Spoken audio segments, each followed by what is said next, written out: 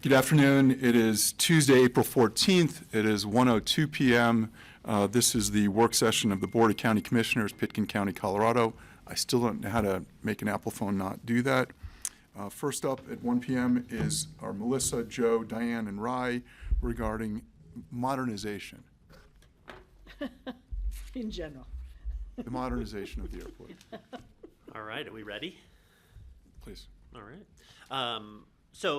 Yeah, we have Diane online, and Melissa Dumond is here, and she works with Kimley Horn. She's on our comms team, so we're going to talk a little bit about the communications, and then we'll get into some process with Joe Christie and I. And as a reminder, Joe is the executive program manager with Jacobson Daniels, so he's representing us and helping us along with moving this big project from concept, hopefully, to being built one of these days. So I think Melissa's going to start off, and then we'll get, I think today what we want to do a little bit is get into a conversation with you all. I think we have 30 minutes or so, but preview a little bit like we did last week when we were interviewing for the AAB, but just kind of like, what are the next steps? What are the things that are emerging for us as we continue to move things forward? And there's a lot of things coming together here in a very short period of time. So I'll let Melissa start, and then we can start to flesh some of that out for you. All right, thank you, Ryan. And hello, everyone. I want to give you a quick communications update on where we are with the modernization program. This graphic will be familiar to you. We have been showing this all along the way, the decreasing level of input as we get closer to implementation and design development, and where we started with a higher level of community input and a lot of engagement with the task forces. Melissa, could you explain what Kimley Horn does for us? Sure. We have a lot of different parts. So thank you. You do. In this case, I work directly for the county on the communications side. Kimley Horn is also, not me, but there's a Kimley Horn team that is the prime on the runway project as well. I have been working for the county in this capacity since 2018 when we started the ASE vision process. So I've been around for a little while with you guys. Great. Thank you. Sure. Absolutely. So we started our process last year, actually, with the task forces and the Airport Advisory Board, making sure that design as it progressed, starting with conceptual design, was consistent with the common ground recommendations. And now we're getting closer and closer to reality, which is where the design development will come into play. We are finishing up schematic design right now. And so you see the red star to the right side of the screen here, where we are getting further in design, and we are kind of finishing up our coordination with our process. So schematic design finishing up now. We are implementing the common ground recommendations and prioritizing the design features that we are looking for there. Design development is slated to begin in the summer and early summer. The county is going to be developing their phasing strategy, which is based on cost information that it gets, also CMAR input, that's the construction contractor, schedule, and other drivers. And we are looking forward to presenting the community input to date in those designs. This is also a familiar slide for you all. This is the process that we've gone through all along in taking volunteer advisory information from the task forces themselves that the board stood up, and the Airport Advisory Board then recommends to the Board of County Commissioners. Throughout the process, we've had community-wide engagement, open houses, surveys that have been going on throughout the process as well, and we'll continue that. I'm going to talk for just a minute about the transition from schematic design to design development. This is what we're doing right now and anticipating design development in early summer. So right now and into early May, the county is planning for its phasing strategy. On April 28th, we have a task forces meeting that is scheduled. They're going to get an in-progress update of the schematic design. May, June-ish is when we're planning for a joint AAB BoCC meeting. Similar to what you did during conceptual design, you're going to review the schematic design, and then you're going to talk about next steps with the county. Early in the summer, the county is going to have its full financial picture So it'll be able to do the financial feasibility update for the building and the runway, and actual approval of the schematic design, which we're anticipating to be similar to what you did during conceptual design in informal resolution. And then late summer, we're hoping to come back with community open house where you can see renderings and all kinds of things like that. So through our the structure that we created, the task forces, our next meeting is April 28th. They're going to get, again, an in-progress update of schematic design. We will likely have a joint AAB-BoCC meeting early summer. You're going to review schematic design, talk about next steps, and this will be informed by the financial feasibility update. And we're anticipating community open house late summer with renderings. What was the date for the financial feasibility? June. Yeah, and we don't have an exact date on it, but we know that continues to come, that information with our consultants looking at the cash flow modeling, and then also the sort of issuance of debt scenarios that we will be able to share that information out. And I'd probably, can you go back up one slide? I think this is maybe, go to the, one more. There you go. So, I kind of see this project, we talk about finishing SD and moving on to DD, so schematic design to design development. Easy to say, hard to do, right? We're sort of at this inflection point, I think, for the project where we have a lot of public input. We have a lot of good input from the task forces and such. But then we're also going to pretty quickly get input on sort of this external piece, which hasn't been part of that public process, which is the finances, right? So that's going to help to inform what we're able to do ultimately with the money that we have at hand.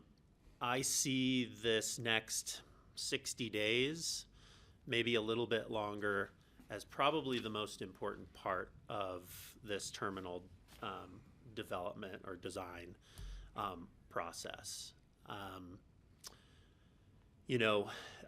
We've shared with you that we have instructed our design team to come forward with the schematic design for the full build out, but then also with some ideas for how we might phase this project.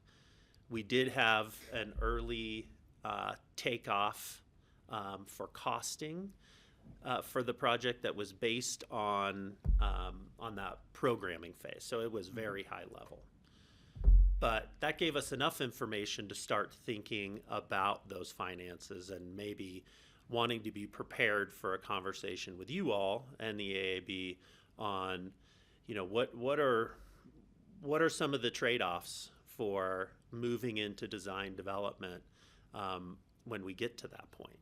And so I think this next 60 days is going to be about some of those hard conversations of what are wants and what are needs. We think we can get there and still deliver a really nice product that aligns with the Common Ground recommendations, but it's going to be a pretty hard process, I think, because I think you've got to give some things up. And I know we keep talking about finances with you all, and we keep talking about the design coming. May 1st is when that's due to staff from the design team. So we are kind of in this holding pattern where I know people are getting a little jumpy to say, well, what's next? When do I get to see the thing? And that's coming. And as you can see, we do have a task force meeting coming up. We've had the AAB tell us they really want to spend some more time with the airport terminal piece of this project, and so it is our plan in May to deliver on that. And we'll still follow kind of the same, I guess, communication strategy where we are, going to the task force and then coming to the AAB and you all, we may decide and ask for a joint meeting, because that might just be an effective way to get us all together and kind of put our heads together. But that would probably be in the later May timeframe. So Greg, and then I think my question was really, are we going to see Recondo then with details on the SD package in June? Yes. That's what I was So looking we've for. been feeding that information as it comes to the financial team. And then one other piece that I don't think Ryan touched on, and we've briefed you on this before, is that we are in the CMAR procurement phase. Yep. We're moving into we're moving into the second phase of that. We've shortlisted 3 of the top firms for that. We're going to issue the RFP for them later this week with some of the interim schematic design plans. And then we're going to be meeting with them in the last week of April to go through some design workshops with each team individually. And then they will be coming back with constructability, construction approach, and cost estimates by the end of May. And that will all feed into the financial feasibility study as well. So that's what Ryan means, is we've got the design coming to a completion with some ideas of how we can phase it. And then the CMARs will probably have even better ideas of how to phase it or construct it at a more efficient process. And then that will get fed into the financial program, and then we'll be ready to make a decision with what we move forward into design development with. Excellent. Greg, and then back to Great, Melissa. thanks. Could you go back to the very first slide? Maybe it's the second. That one's just to show where we are. I think that's very informative. If you've all looked at the papers, we've heard from the P&Z that, there are members in the P&Z, and maybe enough of a majority that are concerned about, how all this is shaking out. And so where does the P&Z fit in to this? Because clearly they have a role, and I'm trying to square up, with so much community input over the last 18 months, it seems like over the last 9 years. I want to understand how they're where they are, and how we incorporate the important things they have to talk about, without recovering the same ground again, because I think we've covered a lot of the ground that they're concerned about. But I just wanted to bring it up because that's the kind of the elephant in the room in the community right now.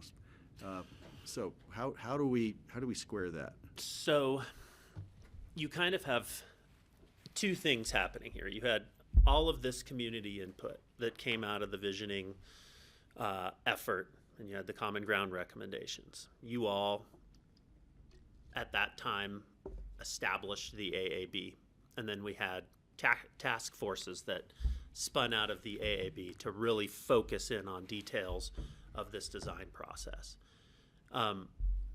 We have a product at this point that is, they, by the way, the Planning Commission, and I'll be really careful with how I explain their role. We can skip that for today, please. I'd prefer you did. Okay, well then I can't answer your question. It's I in don't process understand. and we can't talk There's a about it. yeah, yeah. quasi-judicial hearing. We can and talk about this what was in the discussion is newspaper. about the overall process. Yeah, No, that's right. not for today. Interesting. I have a problem with that. And, What I can say about it is that the P&Z plays a role. They're not part of this design process. They will simply look at the product and make a call as to whether it complies with adopted policies, master Okay, plans. that's satisfactory. Thank you. I just wanted to make sure that was we touched on that. Yeah. Thank you. But I'm happy to do it another time. Thanks. More questions? Melissa. All right, let's keep going. Okay, so just to close us up here, an update on runway construction and the 2027 closure planning. There's a couple of things here. You can always request an information session for your organization at our email address that's been set up. We're happy to do that at any point in time. And then there's a couple of things that we're planning for as well as they get a little bit more solidified. We'll give you more details on that. We're thinking late spring, maybe at the end of May, we'll do an airport event with airport tours and program updates on where we are with things. It'll be a good time. Folks will be back. And then we are also planning a town hall focused on the airport modernization, specifically the runway closure.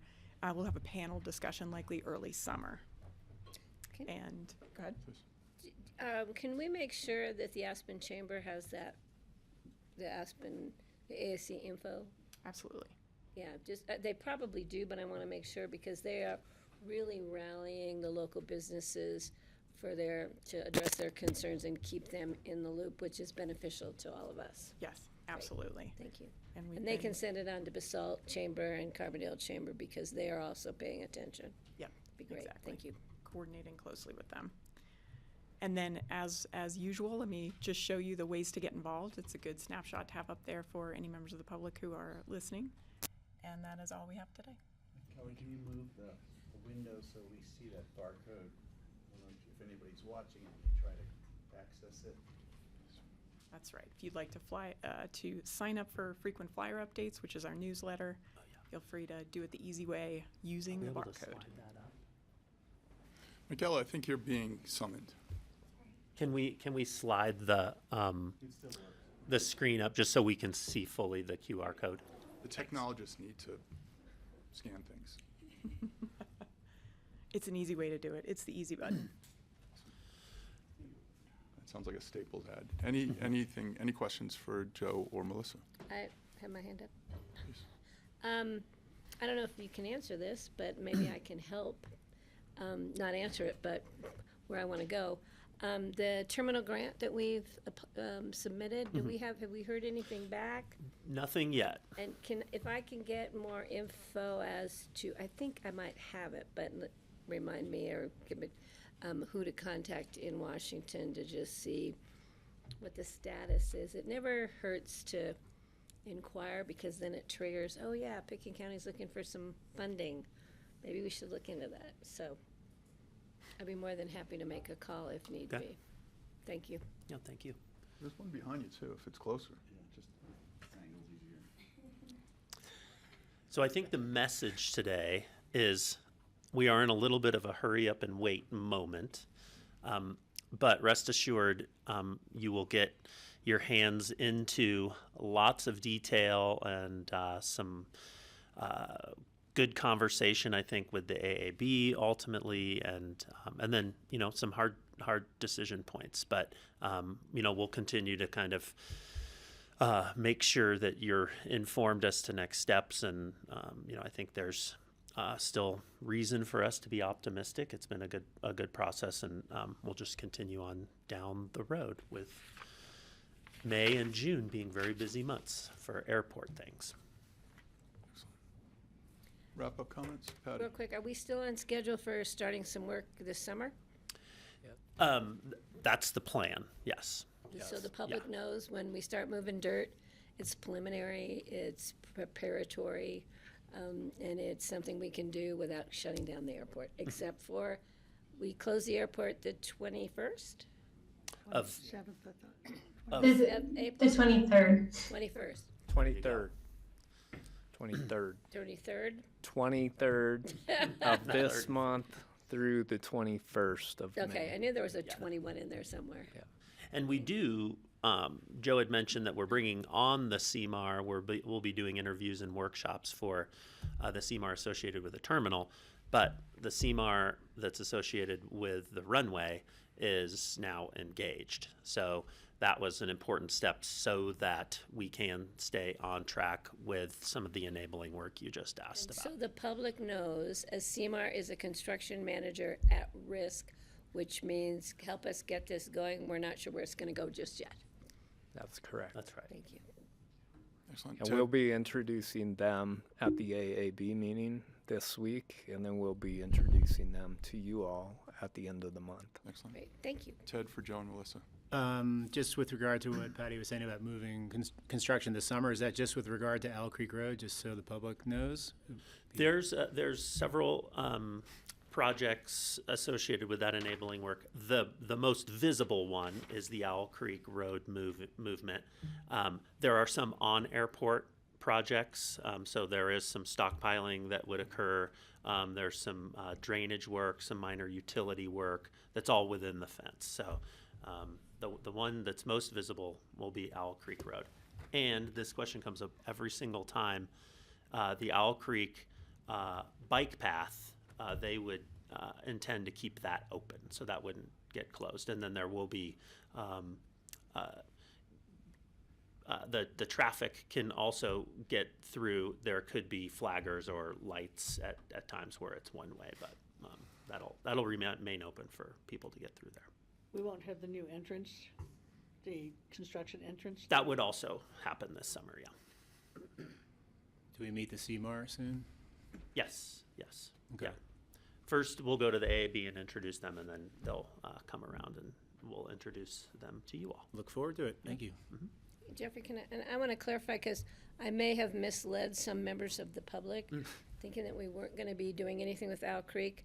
And I think I was meaning to say we're trying not to close Owl Creek or any transportation issues along Owl Creek. There may be delays. So I apologize if people thought we weren't going to touch Owl Creek, because we're going to touch it, but we're going to try to maintain a traffic flow. Yes. Right, thank you.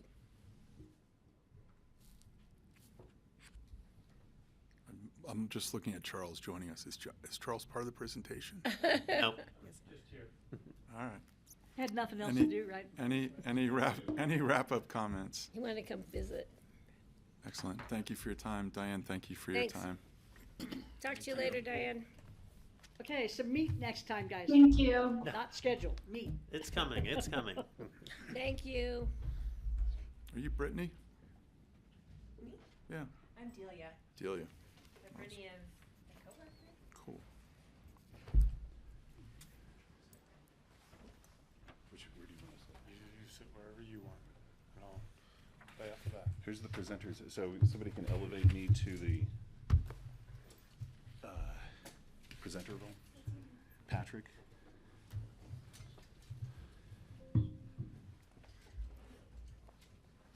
Join us, Pantala. Is that a good spot for grassroots too? It should be, shouldn't it?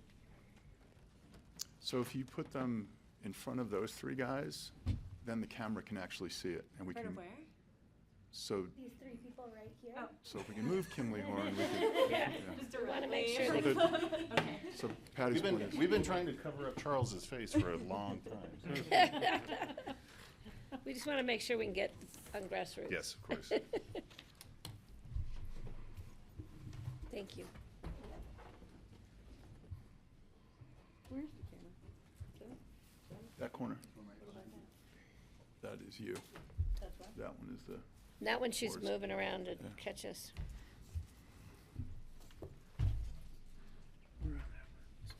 Yeah.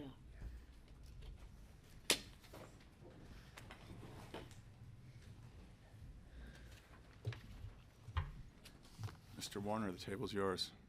Okay, thank you. Well, it looks like Delia's got it set up. And so today we're here to talk about the Pickens County Safety Barrier Project Design.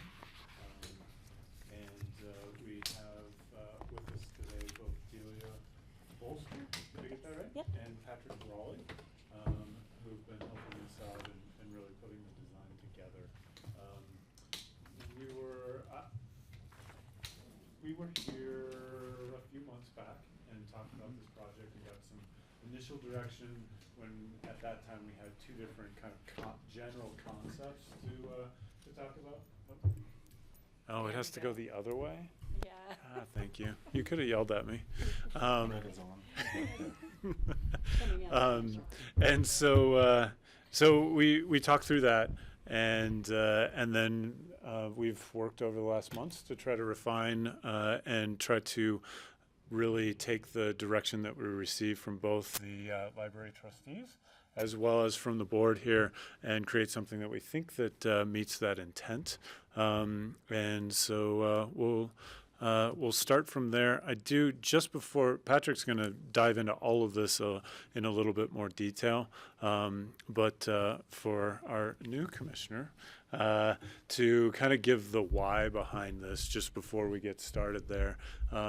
There was, it's actually been a couple years ago, before I started with the county, there were some discussions around vehicles and both intentional and unintentional crashes into public buildings. And so it was brought forward by a safety committee to ask for a project to be put together that would help out with that. And we've looked at a few different buildings and landed on the highest need being for the administrative building here and then for the library. And so that's what you're going to see today.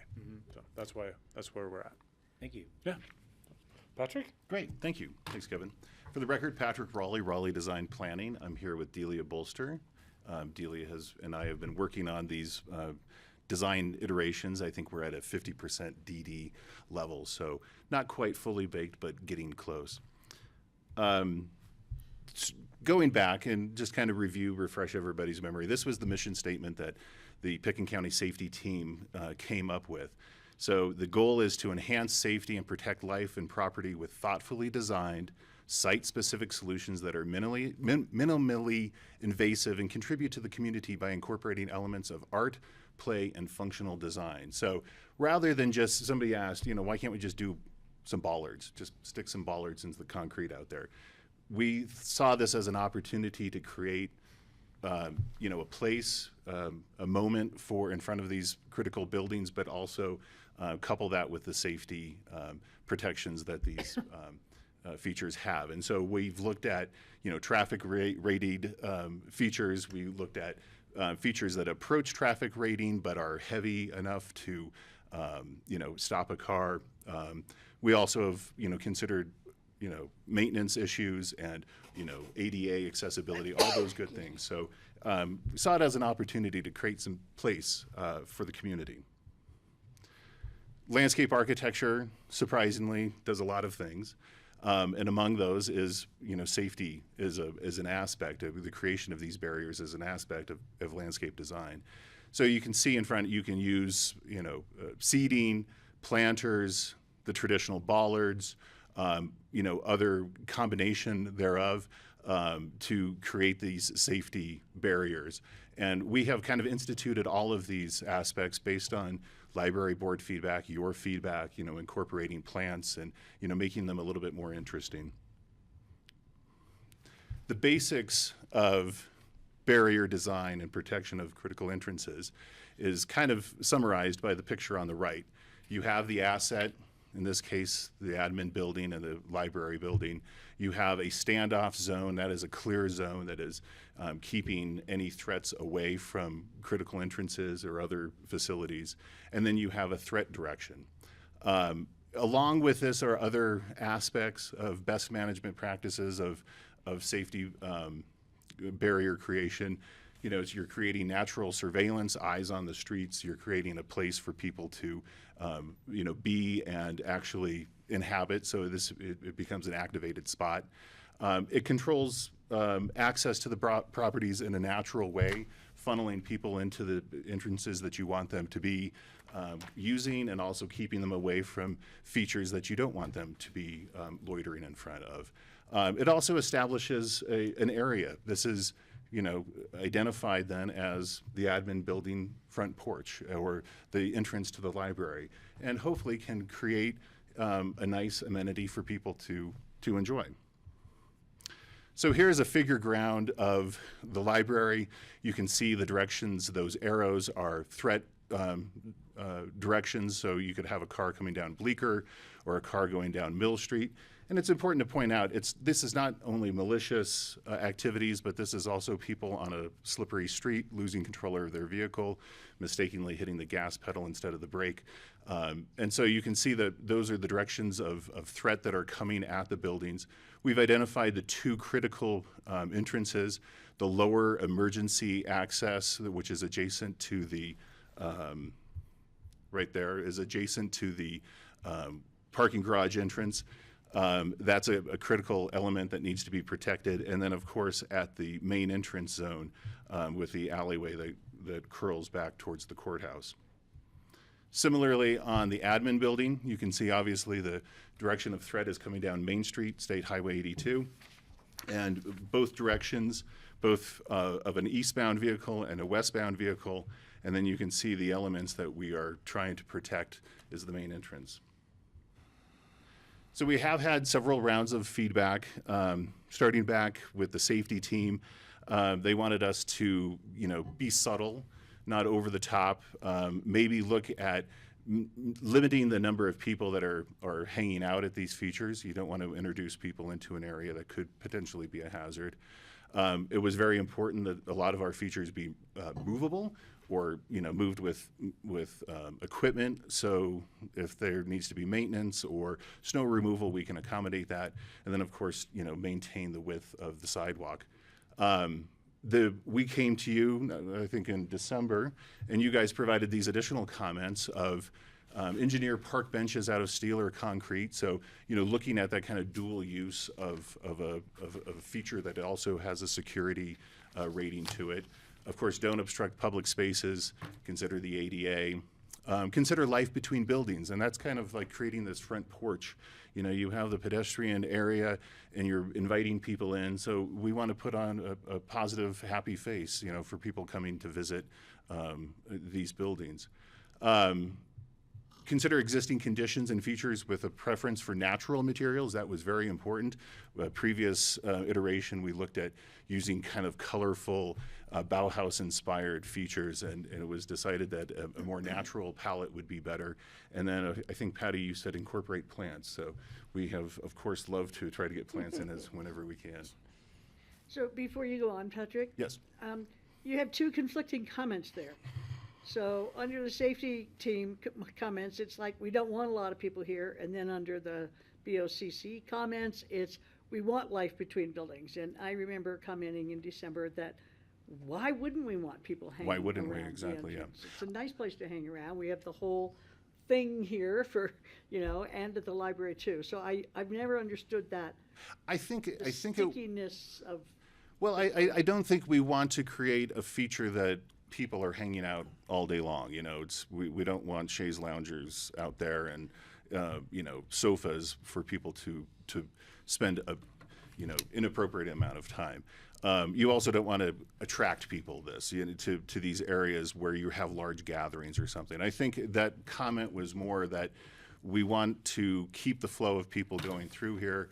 Understanding, obviously, it was in our mission statement that we wanted to have something that was attractive and dual use and things. So I think what the safety team was getting at is, don't create an area that becomes like a gathering point. This is more kind of allowing people to pass through, spend a few minutes, and then move on with their day. Real quick, also, Francie, I do think that part of this was attributed to the clerk and recorder's office and the specifics around the very front of that, and wanting to actually create a little bit of a barrier in there, and not wanting people to hang out in that space. So I think that while I think there was a little bit of contradiction, there's also some of this where it's like there's certain spaces where we may want folks to or may want to encourage or allow folks to spend time, and there may be others where we want to discourage that. And actually, in that image, these are early ideograms, we call them, and just kind of concepts of looking at it. That window that I'm circling, that is Ingrid's window. So there has been some issues with, during elections, people wanting to go right up to the window and look in. So I think that's correct. Thank you, Kevin. Greg for Patrick. Not that Kevin answered my question. We're looking at very specific locations in these two photos. I think the safety team comments were talking about that, while maybe we were talking about life out in front and life between buildings. But this is a specific security issue we're trying to solve with this. Otherwise, I don't think we'd be doing it. Is that right? Yes. Yes, and I think that we may be getting distracted a little bit by the photos that are up here, or the concepts that are up here. And I think that if we keep moving forward, we'll be able to take a look at what, That'll be great. Thank you. yeah. And I just throw those in there as kind of a refresher of where we. Patty, and then back to Patty. Yeah. We already have this great Veterans Park. I don't think we need any more seating or benches. I'm just going to say that in front of this building, because people have a place to sit already. So I think in our effort to solve the safety and security issues, I feel that we're going a little overboard on gathering places and street furniture and new benches, and I was hoping we could keep it to the basic fundamentals of ballards or planters. Then we talk into maintenance and irrigation, because I work in the plant business. So I mean, we've got ongoing expenses there. We're trying not to spend a lot of county general fund monies into things that may be nice but may not be necessary to protect safety, which I think is our primary goal.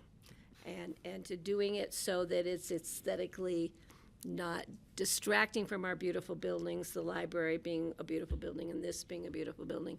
But the purpose of is, again, is for the safety issues. So I'll let you finish, because Yeah, well, let's get into Yeah. the designs, and we can talk about that, because I think we skirt and street furniture find, made me a find little the nervous. sweet spot.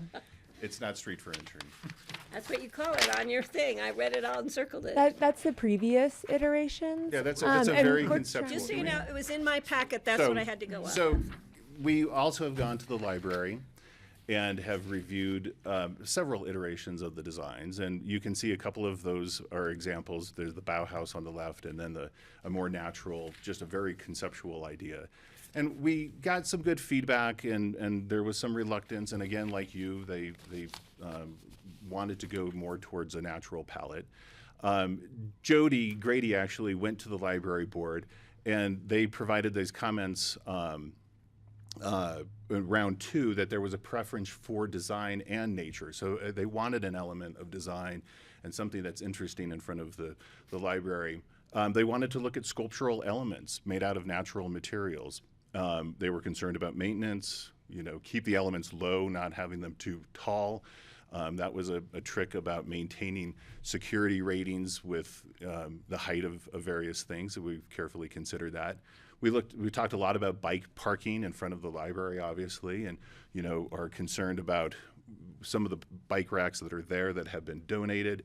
How do we use those and honor that donation, but also institute some additional bike parking? They, like you, look at the existing buildings for the materiality, and of course maintain access through the construction. So with that, we'll get into the actual designs, and Delia will walk us through a site plan, which we also have in hard copy behind us that we can refer to. So Delia, why don't you walk us through the designs, please? So just to reiterate, that was all of the work that we have done previously and the feedback that we have received. And then with that feedback, we have revised it and are showing you our more developed design that incorporates this feedback. And I think it's worth noting that we came with this design in February to the Library Board of Trustees, and they approved this concept. And so there are 2 main elements in this concept. One are these traffic rated planters, and I think on the plan it's worth noting the arrows of impact and the threat zone and the clear zone. And so these traffic rated planters are strategically located to really stop a vehicle. And then the other element is a stone outcrop sculpture, and this really combines that design and nature, which is feedback we heard from both the BoCC and the library. And it's a serpentine sculpture that weaves through the site. You can kind of see how it goes through it, and it is a traffic deterrent. So the details help to illustrate the design intent, and we're going to dive a little deeper into the details. So this is an elevation that illustrates how the stone blocks vary in height and how they compare to the bumper height and seating. And so they're somewhat interactive, but also, very much a sculptural element that is at bumper height and above bumper height and can help to deter a vehicle from driving into the library. And then on the next slide, the first image to the left is kind of our inspiration and really shows how these are triangular stone blocks that kind of vary in orientation and in height. And then the second image is the material. The second image in the middle is the material. And so we're trying to find like a buff sandstone, and that pulls from some of the details, that same color on the library architecture.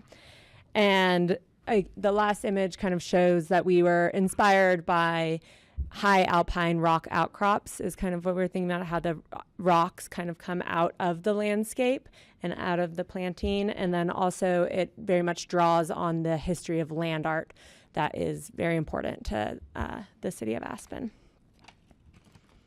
And then this is a very specific detail, and it is created to visually continue the sculpture through the existing concrete path without impacting existing snowmelt. And so we would like to sandblast the pattern of the stone outcropping, continuing through the sidewalk visually without having to impact the existing walkways. And you can see on the plan where that would be located,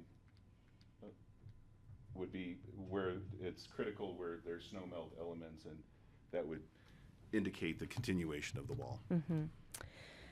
And then this is our second element, which is traffic rated solution.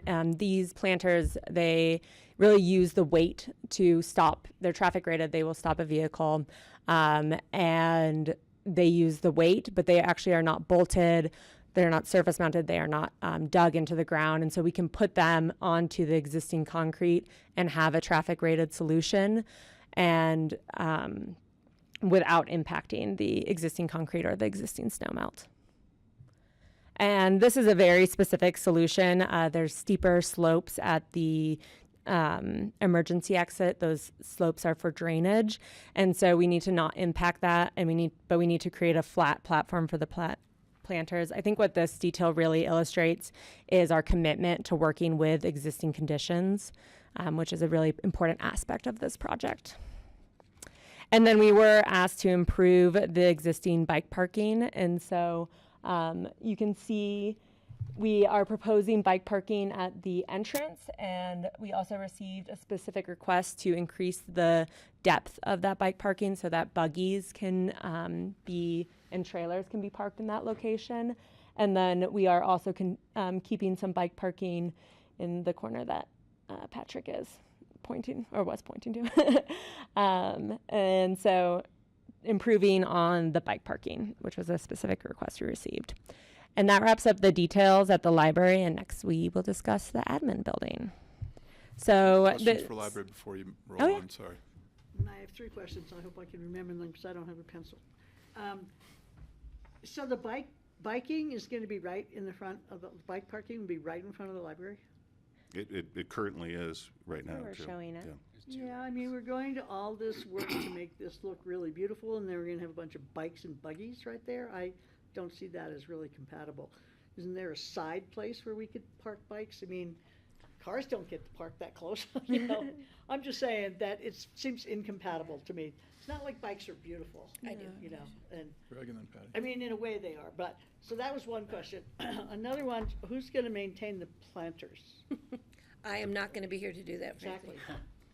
That is. So if you're, Genevieve, if you're gonna join us, you gotta join us. You can't Gotta speak be for The Yeah. library Gotta has be it. They have a landscaper. Yeah, they Well, have, we're paying for a landscaper to maintain the planters, right? they would be, they would be planted, the planters would be planted with annuals, just like any planter in town. They would be made Well, of, there's lots of planters that don't get maintained. They're planted and then that's it. And so, You have just to have something to think irrigation. about. Yes. And then the third one was, I knew I was gonna forget.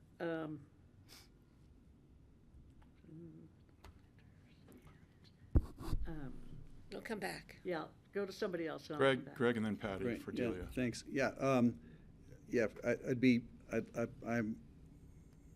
I understand what Francie's saying about the planters. If it brings an additional expense and additional work for a landscaper, that's something we should contemplate. If there's a way to do it without having to plant them every year, that might be although you were asked to present planners, I understand that. It's just good to get a look at what that actually means and what the cost would be. My other question was regarding the sandstone outcrops. I kind of like that idea of using stone, just making sure that when it goes in, it's designed so it's not something somebody with a big crawler could just drive over, because it looks like the kind of thing guys in Moab like to do. Like to do. Ramp like a launcher Yeah, ramp. yeah, and if you're in a big truck, you'd say, oh, I could drive over that. Hopefully That's not gonna Moab's stop not me. So listening. it's a matter of making sure bumper height on those things is a lot higher than the bumper height on a regular car, and, that's just a consideration that popped into my head. And then- Greg, we have spent a lot of time actually, and there's a lot To of understand details this. in the Okay. background of, Yeah. you're balancing the height that the library board wants to keep low, Right. but with your safety concerns. Sure. And looking at, Yeah. how do you It's just do your, that? So- Your wonderful side view or frontal view drawing at the top is like the perfect thing somebody'd want to drive over, We right? would make sure it wouldn't be a ramp for it. We would face Yeah. it the other And then way. finally, the other part of it is this is our library. It's a place we're trying to attract kids and people, and I support the idea of it having public art and being festive. I don't want to go crazy with that, but I love the idea that this is a welcoming space, and if there's a bike rack in front, it's not the end of the world. Maybe there's a better place for the bike rack, but if not, a bike rack to me says kids use this place. Thanks. So Patty for. Yeah, I have concerns. Why are we, let me get to the liability issue. The sandstone outcrops, you've got kids running around in front of the library. I spend a lot of time at the library. I wish I could spend more. And you got to think about kids tripping and falling. That is a head injury. So we need to be careful with those pointed edges.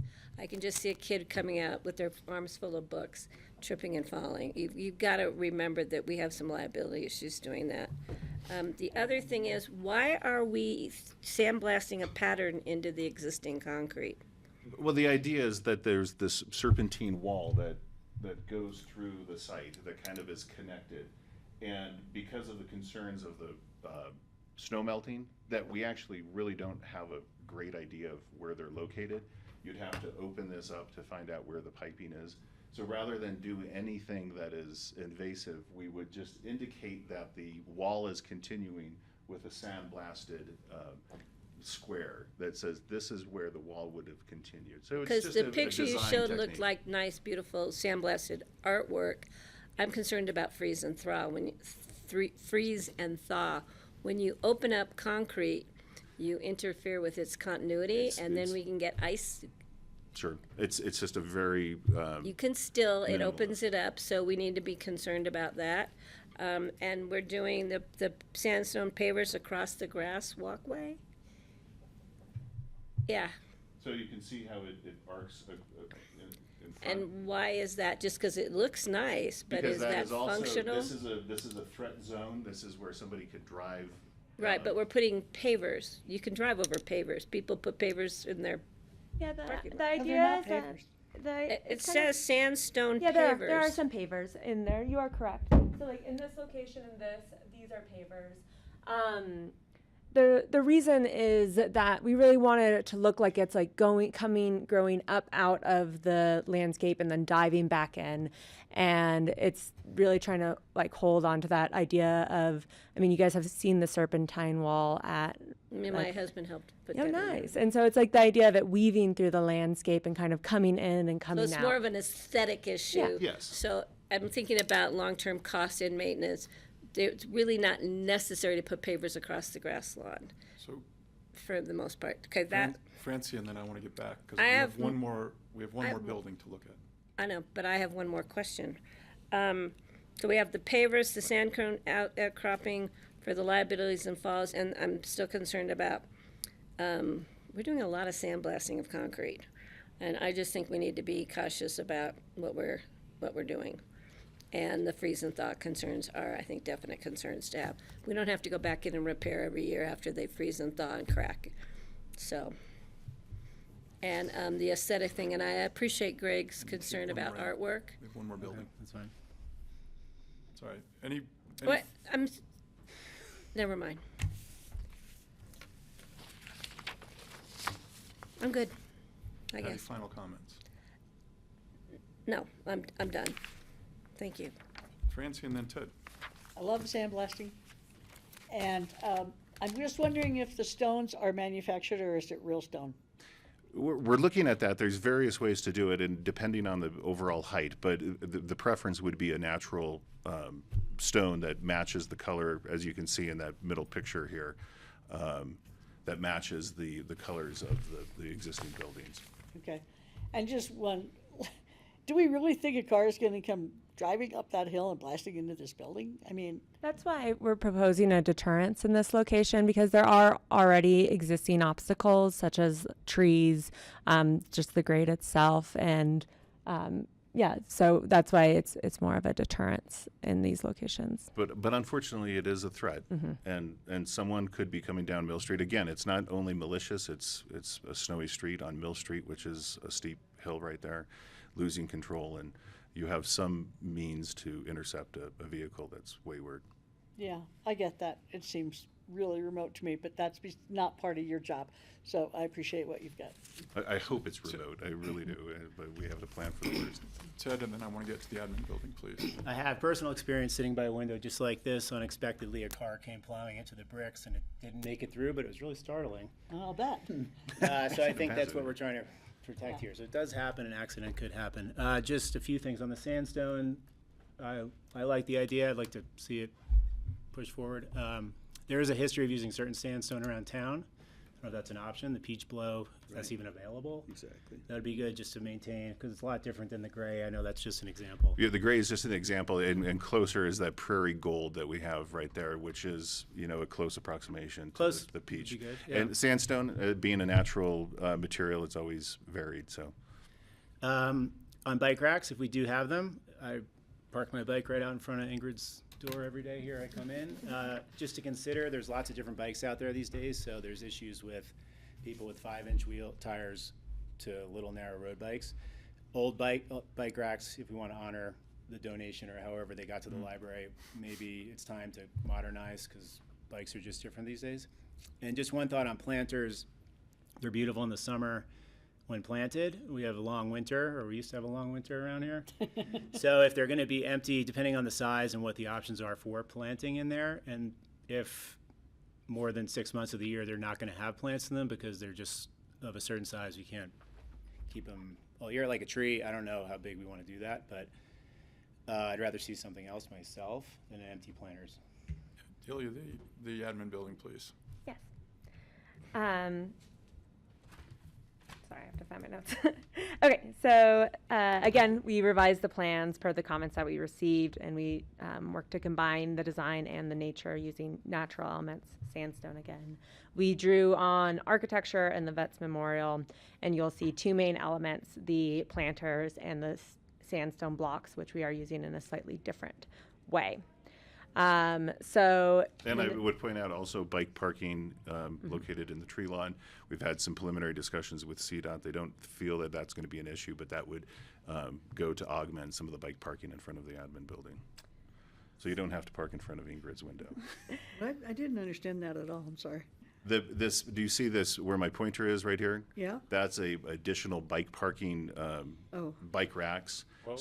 On the lawn? Out on the grass between the trees. In the lawn, and we've spoken to CDOT because Okay, I we got are in the public right-of-way or the CDOT Okay. right-of-way, and they would issue a revocable license for that type of feature, and so we've Okay, talked great. about that. Thank you. And the city of Aspen has purview for their protection as well. The city of Aspen, and we'll get to that in a moment about the review process that we have with the city. So the details again, we'll dive deeper into them. So this elevation shows how the planters and the sandstone blocks lay out at the entry. As we received in the comments, we really wanted to weave some of the planting in so you can see how the planting starts to be utilized and how the blocks are stacked to create kind of different heights and different opportunities with those sandstone blocks. And then this detail shows the materials we would like to use. So in this location, we would like to use Lyons Red Sandstone, which you can see it's on the building, it's in the Veterans Memorial, it's on the entry sign. It's very prevalent in this location. And so we're drawing on that. And then our second element, again, is the planters. And here we needed them to be movable with heavy equipment. And so we decided that this planter would be an appropriate solution in this location.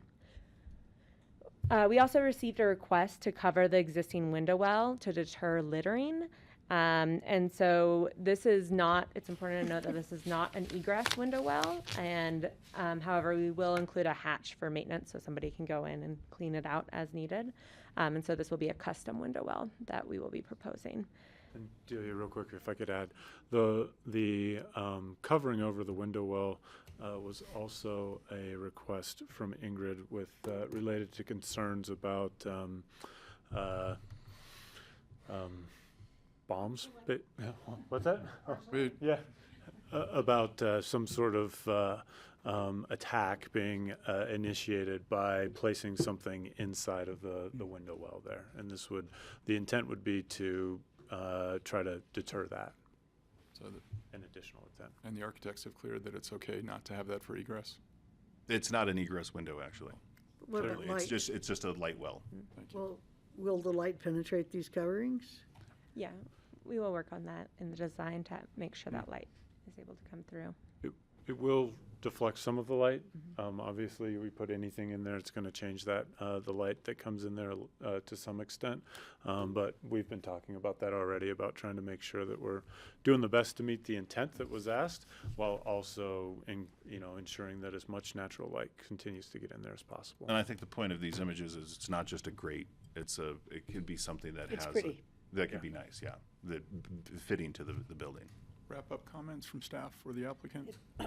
Just a really quick one about the planters. I really appreciate your comments on that, Ted. I actually hadn't thought about that.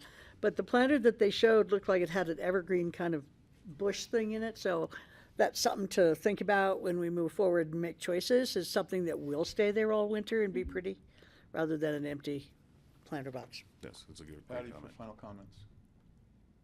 I'm concerned about the bike racks that you're putting between this wall and Veterans Park.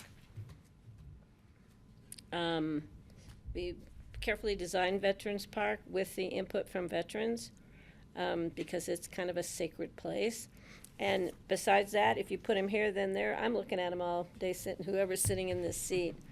And I don't know if that's gonna just move a safety concern someplace else. This is, excuse me.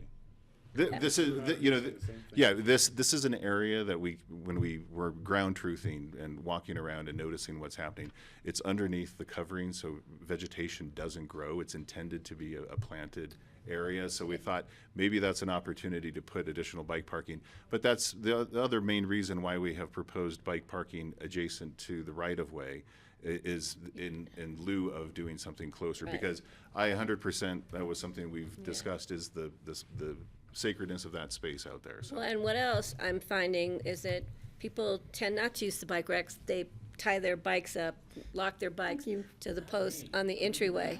You use the bike rack.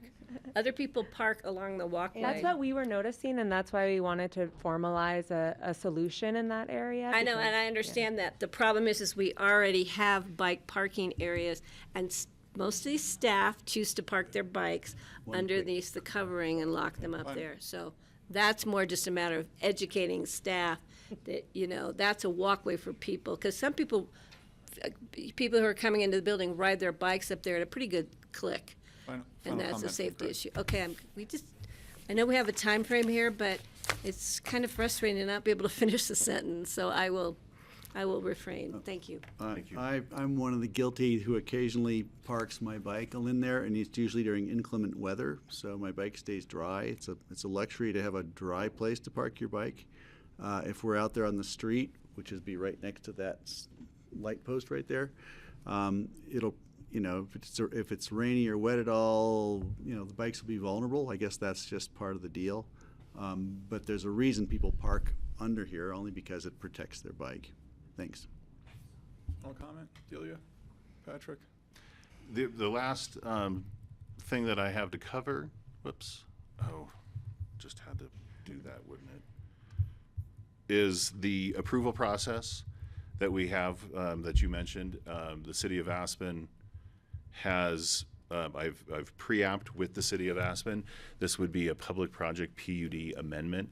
It would be reviewed by the community development director, so Ben Anderson. It wouldn't go to a public vote.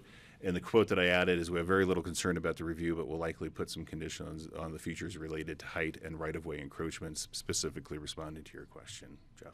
Can we get an install date for the 2026 elections and midterms?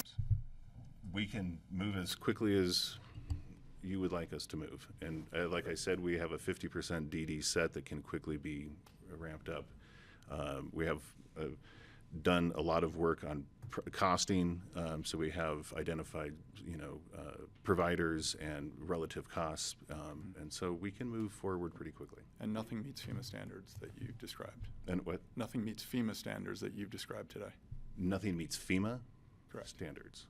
I'm not The familiar. question, ANSI or FEMA, what, you've used a few terms in terms of crash protection, but The nothing traffic, seems- the traffic related, rated. yes. So ANSI, traffic rated, and those planters would be something bought off the shelf that would, be the primary deterrent. The sandstone blocks and the features can, as we were discussing, can have a traffic rated bollard, so independently reviewed, or they can have some other, deterrents and but not be fully traffic rated. But yes, we have considered all of the appropriate ratings. Greg, final comments, take us out. Yeah, thank you. Just, are we going to see this again once you've chosen the final colors and the final pieces and all that? We're going to see this. We can if you want to. The recommendation in kinda the, do. that's what I was gonna ask. Like, the recommendation in the AAS was that if you guys were okay with what you saw here today. Well, I think I that saw a we would- menu today. We would move forward with this as is and meet the intent that we heard. If what you want is further review in any way, that'll slow down the process a little bit, getting back to Commissioner Woodruff's request of getting it in, but it doesn't have to slow it down. My point is that I think I saw a menu of choices today. Who's going to make those choices? Is it going to be red sandstone or blonde sandstone or something else? Will the planners be? I kind of want to see it before you order it. Is that possible, or can somebody? The sandstone that would be used here would, at the admin building, would best match the existing sandstone that's out there, that Red Lions, I believe. You So can that see is it on the- your screen, and but that then- is the selected. And the preferred. sandstone that would be. I didn't hear that was the final Yeah. choice. And Okay. the sandstone that is proposed to be used at the library is the prairie gold up there, and that matches the accent colors in the library. So it's a Copy little that. harder to tell, but when you look at like where the clock is and some of the other accents, though, that is the Okay. color that we're matching there. And so if that's acceptable to the board, we would move forward without bringing that back. I'm fine with that. Thanks. Francie, I final. just want to clarify my understanding of the different slides we've seen. So the one with all the circles outside the library, that's not. That was just a placeholder to remind you of where we've come from. That is Okay. not what we're doing. The library will be this. Okay, great. Thank you. Excellent. So the board is comfortable with it not coming back? Yes. I'm okay with it. You guys are good to go? Cool. Thank you very much. Thank you. Sorry, there's no public comment today. Ingrid, would you like to approach?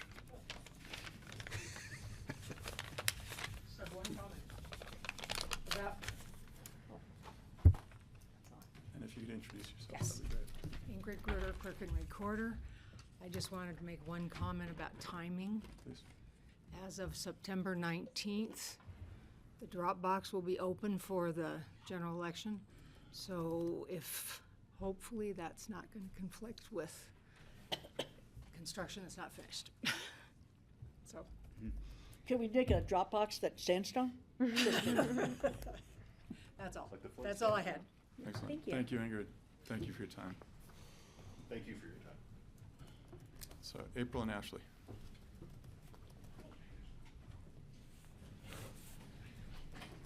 April, we are becoming regulars. Oh, seen several The of you third many time times in a this week. week. Thank you all. You guys, Good we're afternoon. good. We're good. Okay. Good afternoon. I'm Ashley Perl, Housing and Resiliency Director for Picken County, and I'm joined by April Long, Executive Director of the West Mountain Regional Housing Coalition. The county received a request from the tenants who live at the Cavern Springs Mobile Home Park to contribute towards their effort to become a ROC, a resident-owned community.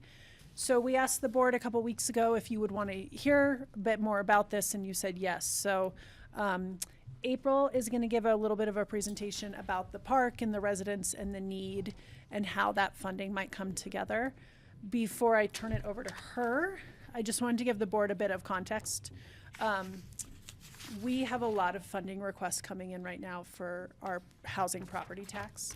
We're in our second year of collections, and last year we still had some money left over from the general fund savings, so we had a decent amount of money last year to be opportunistic and fund those who came in and needed money. The asks for 26 and 27 are coming in, and we've told almost everybody that we need to hold off until the board has a housing retreat, which we're hoping to schedule in May, so that we can start to add a framework and a process for how we accept requests into the fund, how we assess them, and then how we dole out those dollars. So I'm really hoping that we can find that time in May and have that more strategic framework conversation. This is an emergent issue that the tenants need an answer on before we can get to that retreat. But because it would be really great to have that strategic time before we send out money, I gave you a couple different options for if you would like to support this, some different numbers.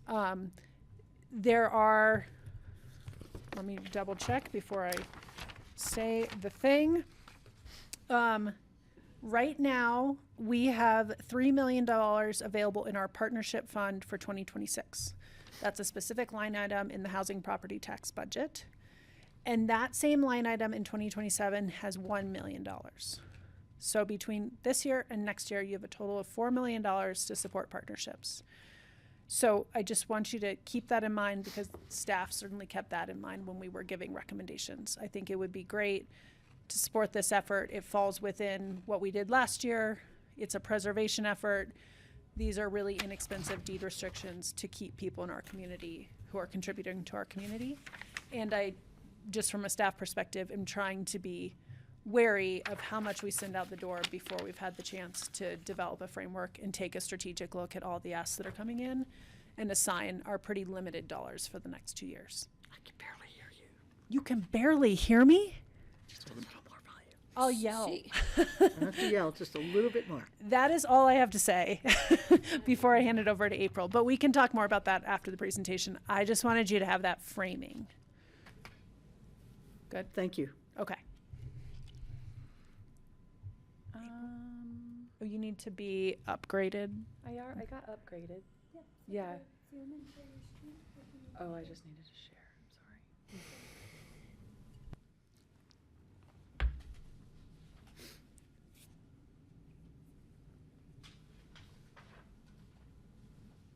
Apologies. 1 second. Do you see it? While April figures that out, Can you touch on the other counties and the other municipalities and current contributions to date?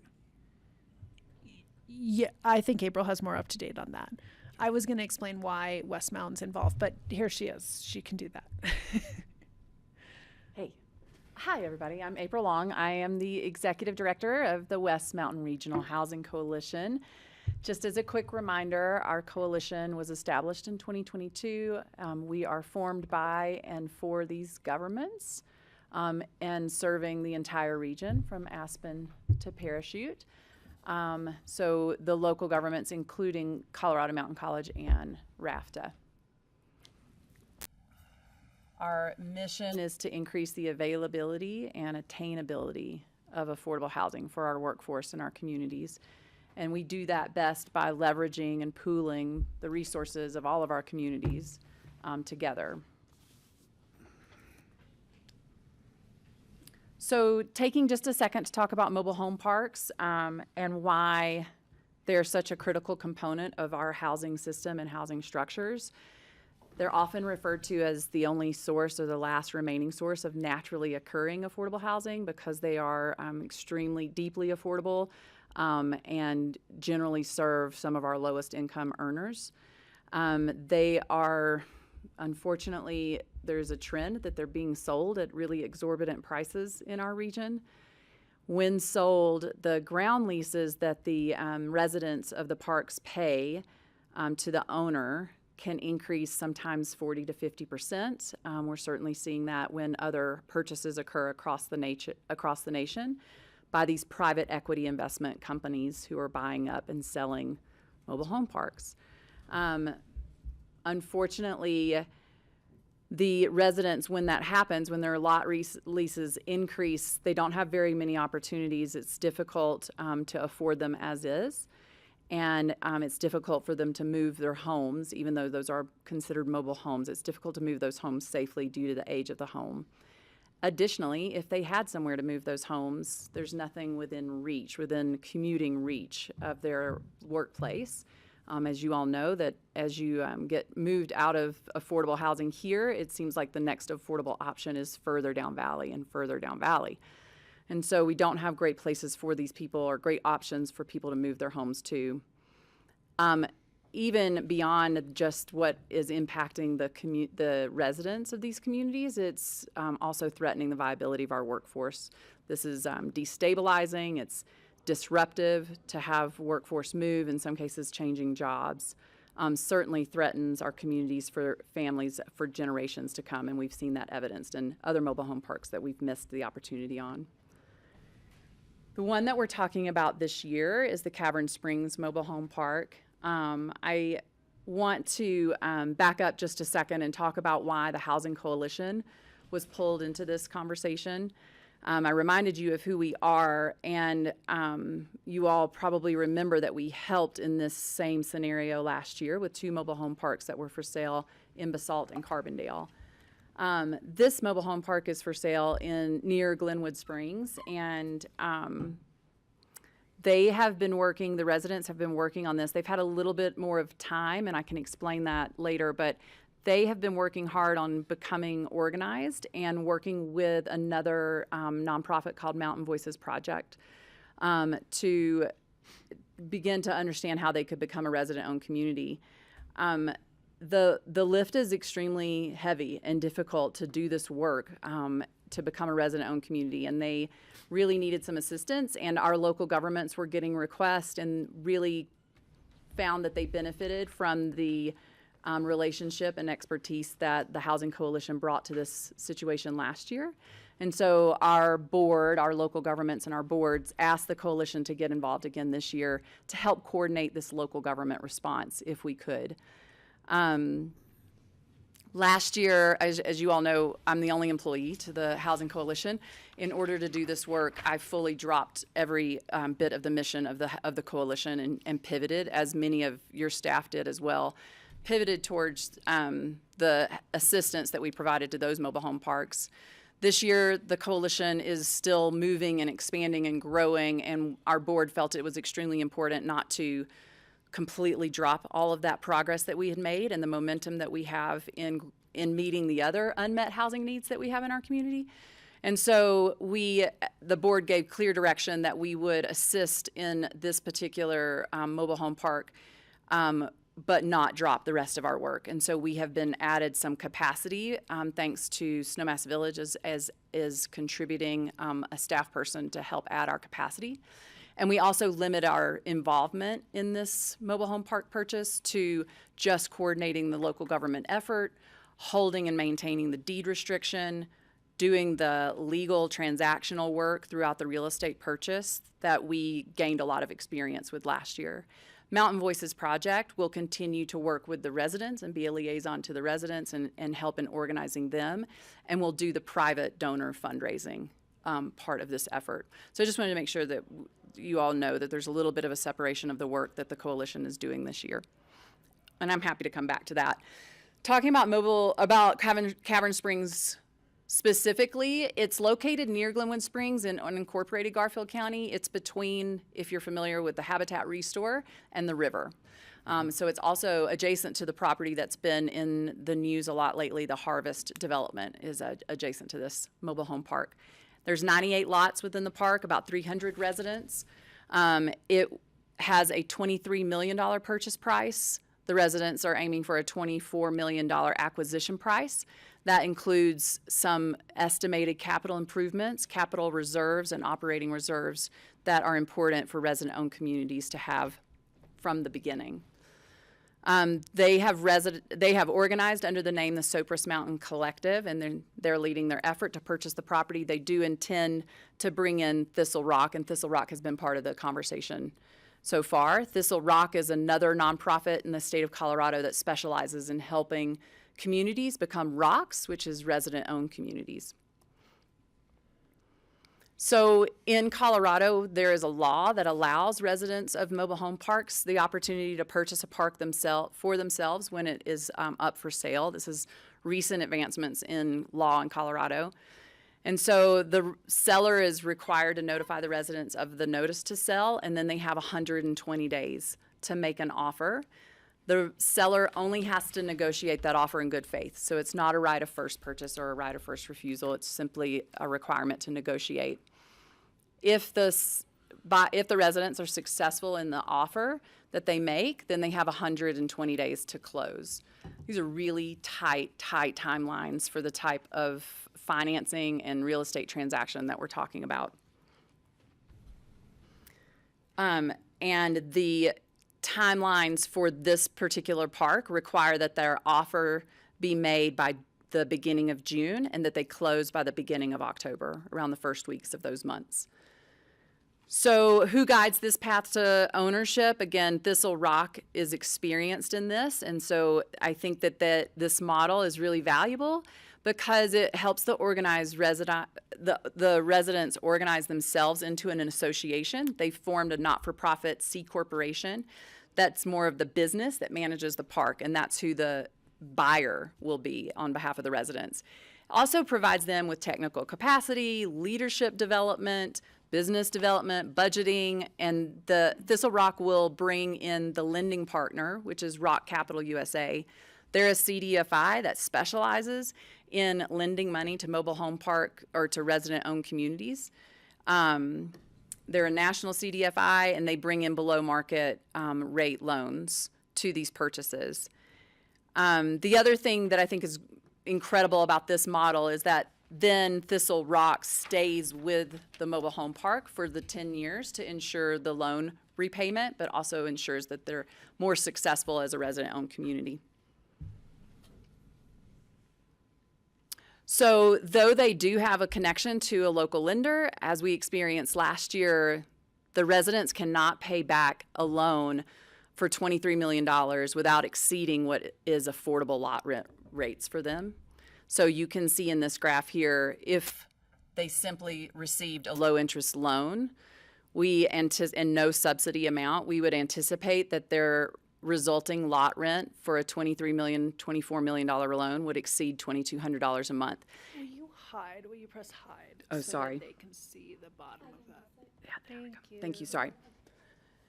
And so if you also have a payment that's still due on your unit, on your mobile home unit, estimated at about $2,000 a month, then that could easily exceed $4,000 a month. We're aiming for a $10 million subsidy. We've actually changed that number, and I'll show you on the next slide, but we're aiming now for an $8 million subsidy. And so even with an $8 million, $10 million subsidy, the resulting rents for their lots will increase, but valuably, it will be the last time that it increases, and the residents would have control over increases moving forward and security and stability rather than being unsure about when they're going to be sold and for how much, and how much the new buyer might increase their rents. Their current lot rent is about $1,000 a month on average in that park. And so we are aiming for an $8 million subsidy now. We had originally targeted a $10 million subsidy. We're exploring a different way of financing this and considering asking for a $10 million low-interest local loan from impact investors that have begun some interest in our region and in exploring how they can invest in housing. And so our goal of that $8 million subsidy is to do $6 million from local governments, $2 million from private donors. and then a $10 million low-interest loan. That would bring down the loan amount needed from Rock Capital and hopefully achieve some greater affordability for these residents. They have secured a commitment from Carbondale of $500,000. Snowmass Villages has said that they would explore a $600,000 commitment towards this purchase, and then they've asked the city of Aspen for $2.1 million. And then those requests were made before the Housing Coalition stepped in. And so we're here now to speak with you all and answer your questions and see if there is an amount that Pitkin County could entertain contributing to this effort. I believe, Commissioner Woodruff, you were asking as I was setting up who else has been asked. Garfield County has been asked. They've said no. Eagle County has said no, and Basalt has said that they could not do any large financial commitment to this, but would like to explore different ways that they could help, including helping in administration or capacity or due diligence. You'll also see that I've struck through a DOLA grant that we were pursuing for $2.5 million. I am happy to explain why we're not pursuing the DOLA grant, but I don't want to take up more time than what you guys are all interested in. And so if you're interested in that, please ask me, but we're no longer pursuing the DOLA grant. Greg for April. Thank you. Okay. I think that's it. So why would Pitkin County do this? Why us? Why do you want money from us? Who lives there? Why does this matter? Right. So there's approximately 300 residents. Majority of those residents are earning below the median income, and they're some of our lowest income earners, and they're also some of our most critical workforce. 50% of which are employed in Pitkin County. The other 50% spread through Eagle and Garfield County. About 60 of these are school-age children. And so, like I was mentioning at the beginning, displacement of this workforce means that they're going to be moving where they can find more affordable housing. And we believe there is a real risk of displacement of this workforce, and that they would be moving to where it's more affordable, which is likely Parachute. That increases commute times, causes problems with our transportation services, increases the need for RAFTA services in those areas. This is conveniently located next to a RAFTA stop right now.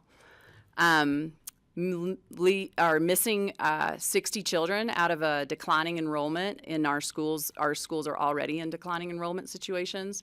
That could be over $700,000 to the RE1 school district in lost funds from the state if they miss those children. These are, workers that are critical to the region, and so we believe that Pitkin County, like all other local governments, like all of our residents, we all rely on each other, regardless of where we're living. We are actually a small community.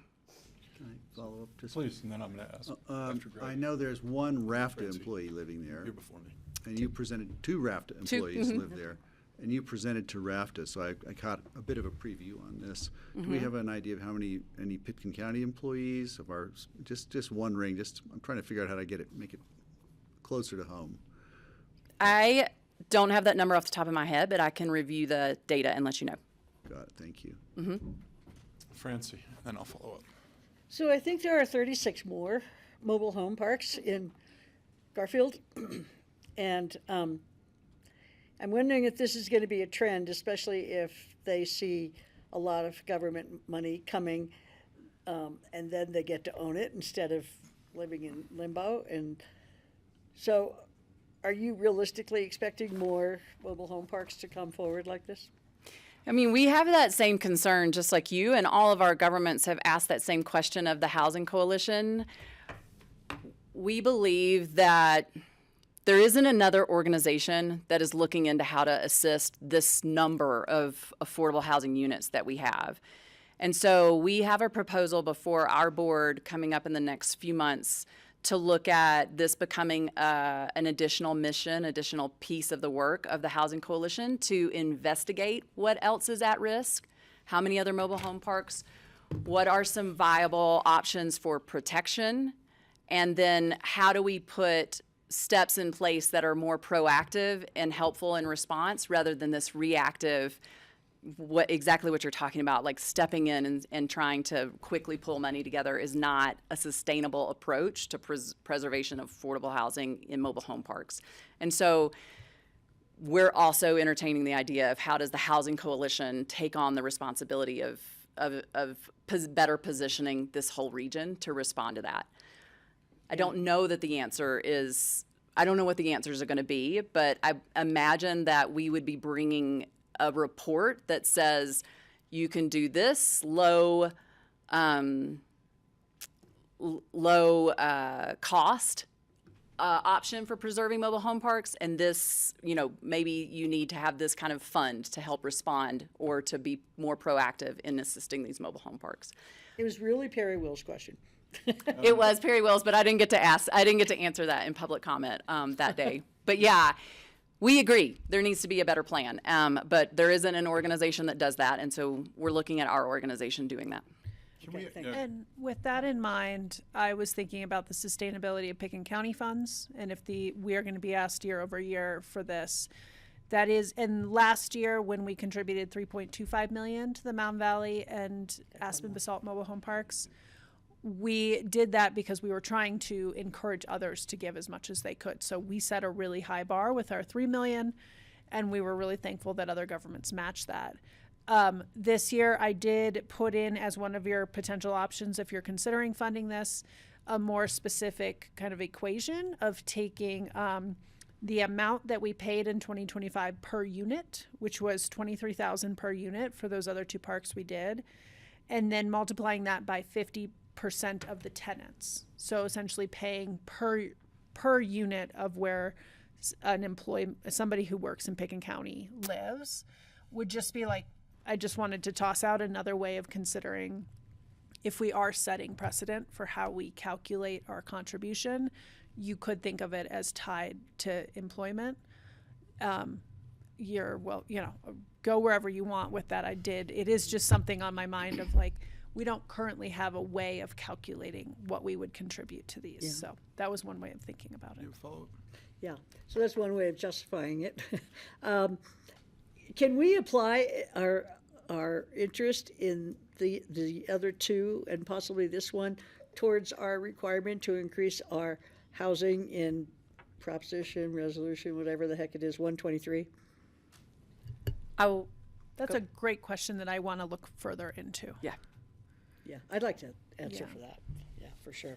I actually asked Garfield County staff that question, and so I'm waiting on their reply because I thought that Garfield County might be able to do that, but could it also work for Pickens County would be really interesting. Thank you. Yeah.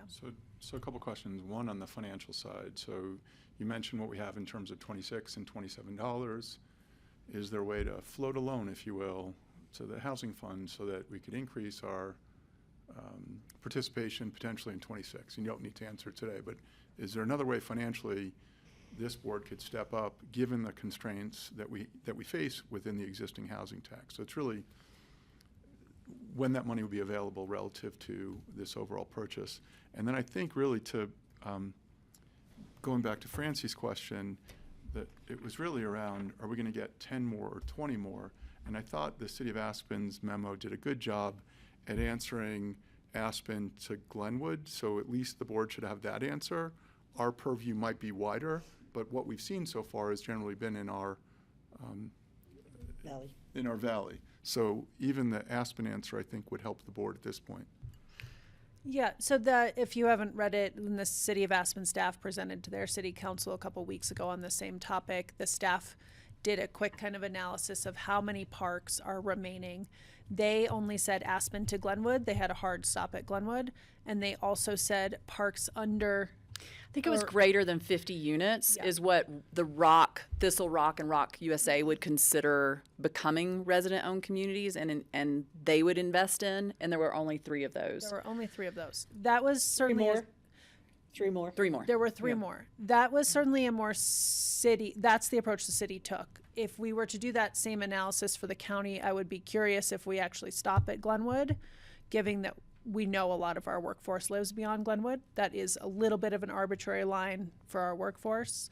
And then I also think there are a number of parks under 50 units that even though they're not eligible to become a ROC, they are very eligible to be purchased, and we lose that workforce. So if you have 3 parks and they each have 30 people, you're at the same number as this park pretty quickly. So I think it's a good analysis to start. I think it's a little bit more rose-colored glasses than maybe reality would be if we were to put our Pickens County lens on that. But I think that's why the coalition is considering stepping in and doing a Aspen to parachute analysis so that we can truly understand the risk of where it's going. I don't know if you all saw, there was an article in the paper on Saturday that a park in Rifle was purchased as part of this conglomeration purchase in December by a large commercial landlord. Private equity.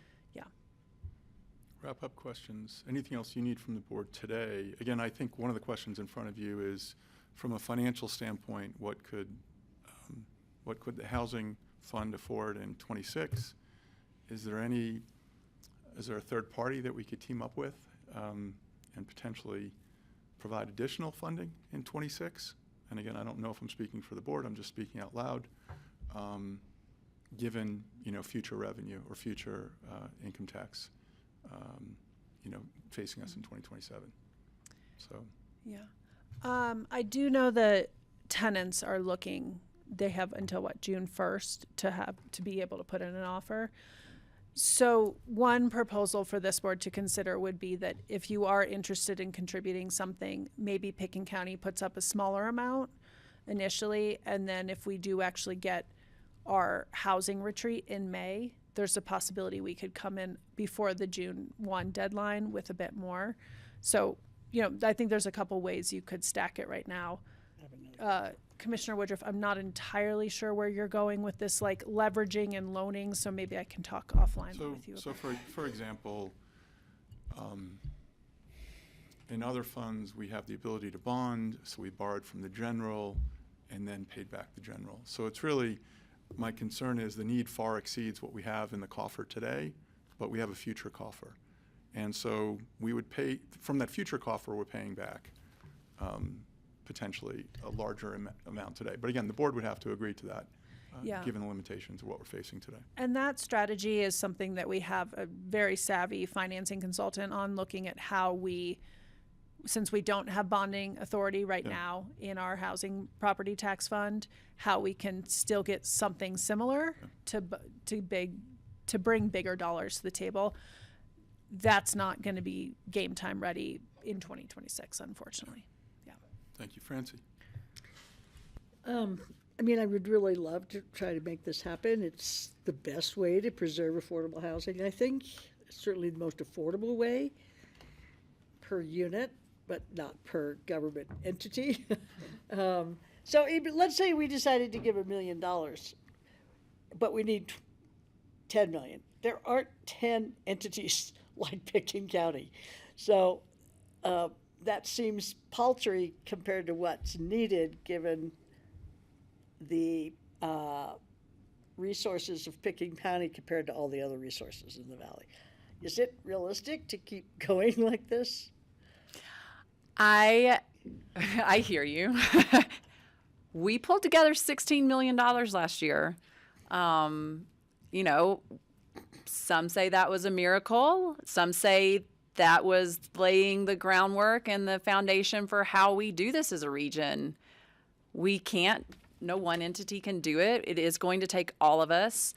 And I think that one thing to remember is that once you commit your funds, they're not expended until we make the deal happen. Right? And so it actually does take everyone coming together until the end and then closing it. Otherwise, no one spends any money. And so that it shares the risk. I think you're broadening the risk and putting implications on other entities to come to the table with what they can. And is it possible for the residents to come to the table with any money? They're doing their own fundraisers. Tamales. Yeah, tamales this weekend. They did pupusas a few weekends ago. So they absolutely are working hard. And so I would say they're bringing, to the tunes of $10,000 to $20,000 to the table, which is not nothing. Yeah. And the state's not interested in helping this kind of project? Yeah, so the state issue, first I should say that DOLA funds for affordable housing are given out to CDFIs to help in this situation. And so Rock Capital USA does get some of DOLA funds. IDF, Impact Development Fund, does get some of DOLA's funds to help in these situations. What we were applying for or intending to apply for was a grant, which is also specific for mobile home park acquisitions. Unfortunately, it in a million ways does not make it easy or possible to get those funds for mobile home park acquisitions. First and foremost, if we were successful in being awarded that grant, they can't ensure us that they can have the funds to us in time to close. Yeah, but we could loan money and then get paid back. I mean, you know. You'd have to do a if bridge it wasn't loan. gonna come until December or something. Right. So in addition to pursuing the grant, which has significant requirements, we would also have to simultaneously pursue a bridge loan for the grant. Right. Then the other really big hurdle for the DOLA grant was that they require 75% of the funds committed by the application deadline, which is May 1st. Oh, That includes all of the loaned funds. yeah, okay. And we can't bring the lender in without doing due diligence, and the lender can't do due diligence until we have a contract to buy the property, and we can't get a contract to buy the property until we have the financing to prove that we can buy the property. Yeah, okay, It's a terrible loop. yeah. Final comments for Ashley and April. Wrap-up comments from staff. So you need to hear from us soon, right? So When do I we guess talk about it? I'm wondering, and, you know, we haven't heard from a couple others. Do you want us to come back in another work session? I mean, we will have the same information we have today. Maybe we will have a number from the city of Aspen. I don't know. So like, we can come back and kind of have the same conversation, but not a ton is going to change given that we would need to be back here in 2-3 weeks. Right. So I know we're pressed for time, so I'd love you to come back. I'd like to keep going on this, but I also want you to bring information about outreach to potential partners, not just municipalities and other governments, but businesses, companies who may want to invest on behalf of their employee base. Who else is out there who might see the value of this? Individuals. It's time to do that. We are working on that. Okay. Yeah. Yeah, Ted first, and then Francie. Yeah, thank you for the presentation. I think the silence on my behalf is just because it's such a sobering topic at this point, because I feel like it's coming at us in every conversation as like the backstop for so many different things. And when you hear the number of mobile home parks that I just learned for the first time there, where does it end? That said, I would like to hear more as well. I do think it's a clever way of coming up with a number to calculate it the way you presented there, Ashley. Because I do think moving forward, if we're going to be asked to make for these requests repeatedly, we need to have a standardized way of calculating what our number is, so it doesn't just seem like an arbitrary, this day we said 100%, the next day we said 50. So I sitting right here, I would say I think we need to work to support this, but I'm just thinking big picture here and how you get through years of these requests. So that's why I was kind of just in my head thinking, thank you. It would be great if you came back one time, Angela. April, Ashley, all the A names you want to go through. And with the exact impact to our housing fund and where can we get this money other than the general fund? And what impact does that have, and when will it be renewed with more tax money and that kind of stuff? Like a really clear financial picture of what is possible here financially. That would help me a lot. Thank you. Thank you. Thanks for your time. Okay. Thank you all very much. Thank you. Sooner rather than later. yes. Thanks, April. So Francie's going to chair the remainder of the meeting for your EOTC and general updates. Thank you. And I'm going to do it from this seat. sorry, I'll What? touch base with you on anything, but. Okay. All right, we're going to take a 5-minute break so I can reorganize here. We'll be back at bigger. let's make Yeah, I it didn't mean 9 to- minutes. We'll be back at 2:50. Yeah, What was the number? Well, there are like 36 in Garfield County. But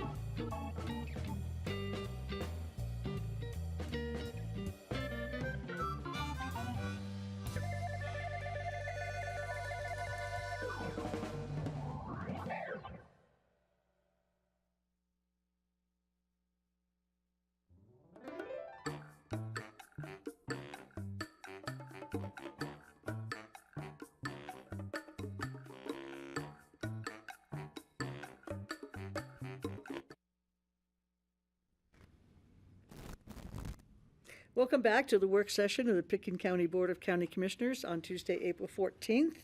We are just back from a break, and we are going to prep for our EOTC mini retreat on April 23rd. Is that you, Ryan? No, it should not be. Is Linda maybe on there? And we have nobody here to present. No, Linda?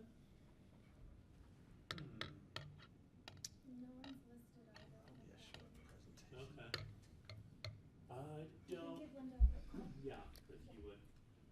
So while we're waiting, We'll move on to review of future agendas and hope that Linda shows up. So do you have anything for the future agendas, Ryan? For future agendas, I do not have anything at the moment, but I do have several board open discussion Okay. items. Anybody have anything for future agendas? Patty? of course I do. Thank you, Francie. On the 22nd of April, regular meeting, we're gonna look at 8 human health services policies. Ryan, do you know how many policies that is? Because that could be 2 hours worth of discussion, or it could be 20 minutes. I am not sure. That's on the 22nd? Yeah. Oh, great. It is all the required policies that you have to pass every year, so but you don't have to go through every single one of them Okay. because they're standard, but it's over 100. But you don't have to go through every single Well, one. I'm just thinking we But- may need to consider that that's gonna be timely when we're setting the agenda for the 22nd meeting. Thank you, Ashley, for the 22nd meeting. 'Cause, if we stack the agenda and we have 100 policies, who knows, we might wanna pull off none or 50.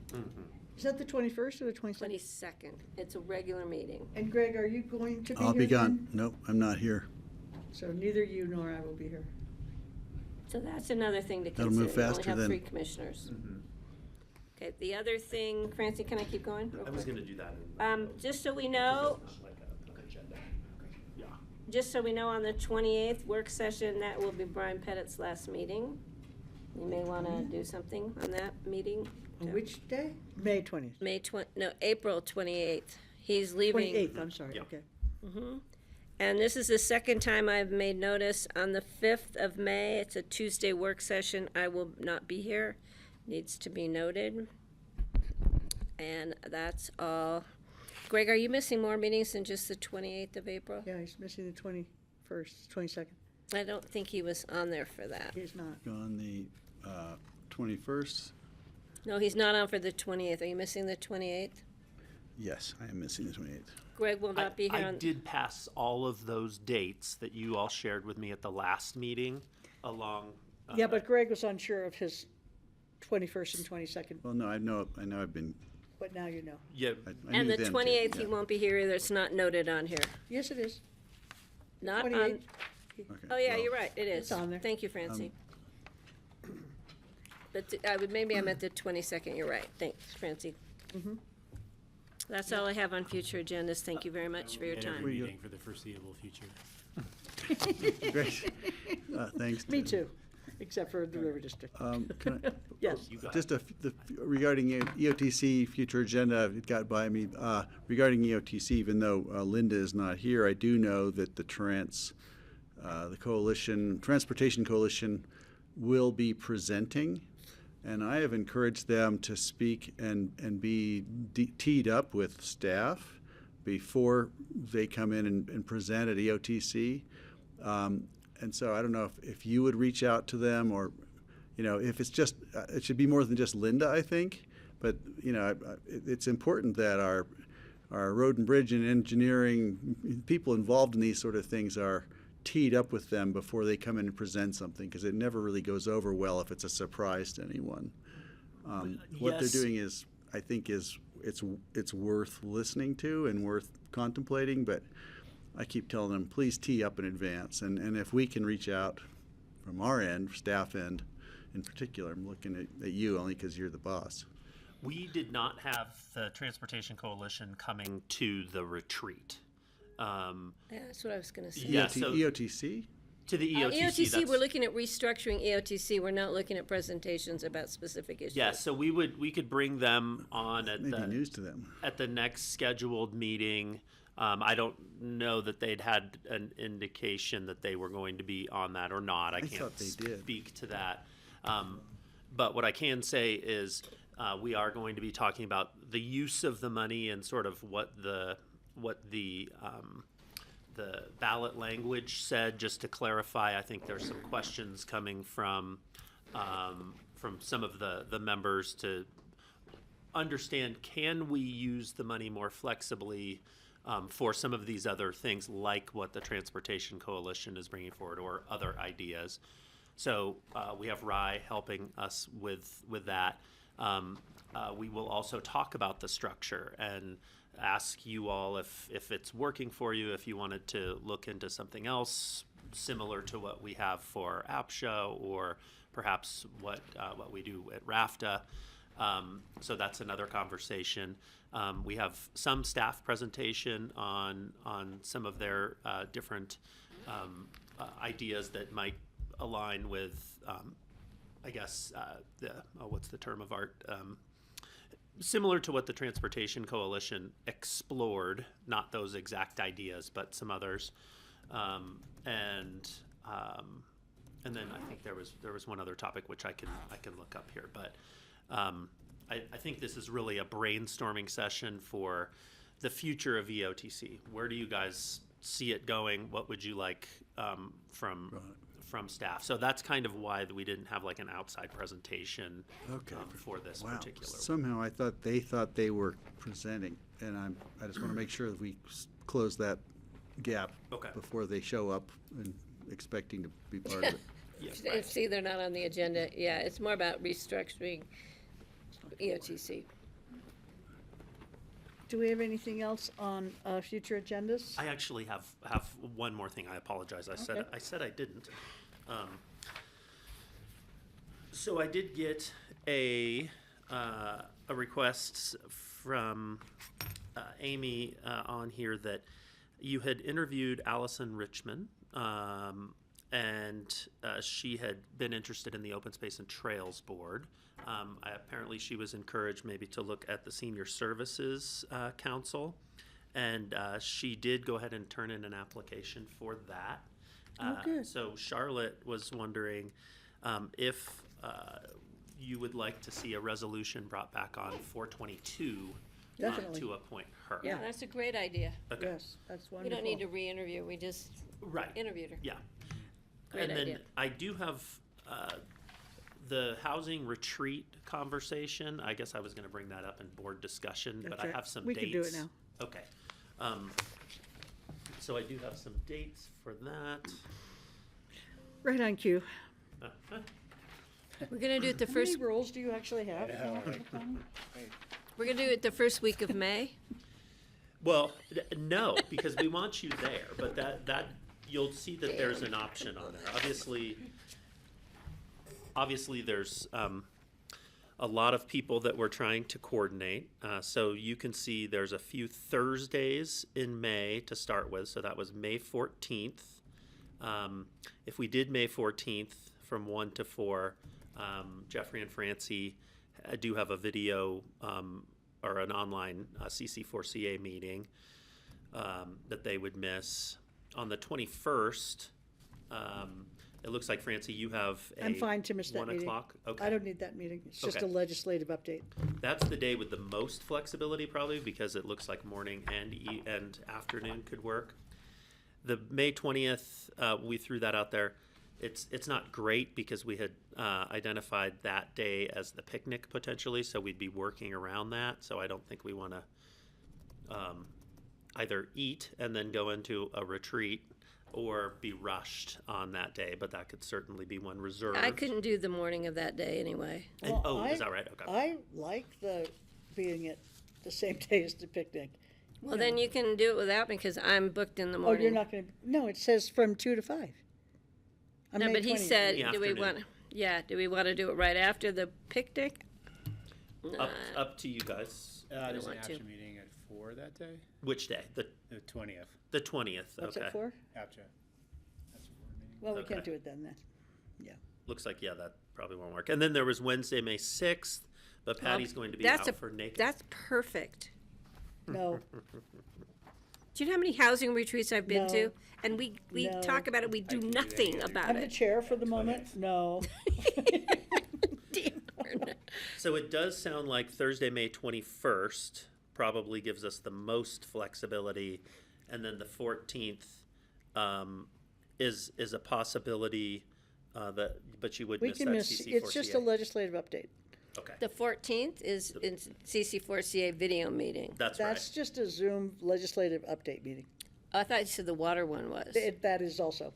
Oh, okay. That's why I'm confused. Did I'd you But have, I don't want to speak for Jeffrey, so I, whether he feels we like could double check with CC4CA. them, yeah. I'd rather, So I'd rather do the 21st, but I'd rather not, not have a housing Why? retreat, but you guys decide. what's the matter with the 21st? No, I'm fine with either. I just would rather not have a housing retreat. Oh, But since well, we're gonna have one, we you are guys having pick a one. date. and you're required to attend. It's part of your job.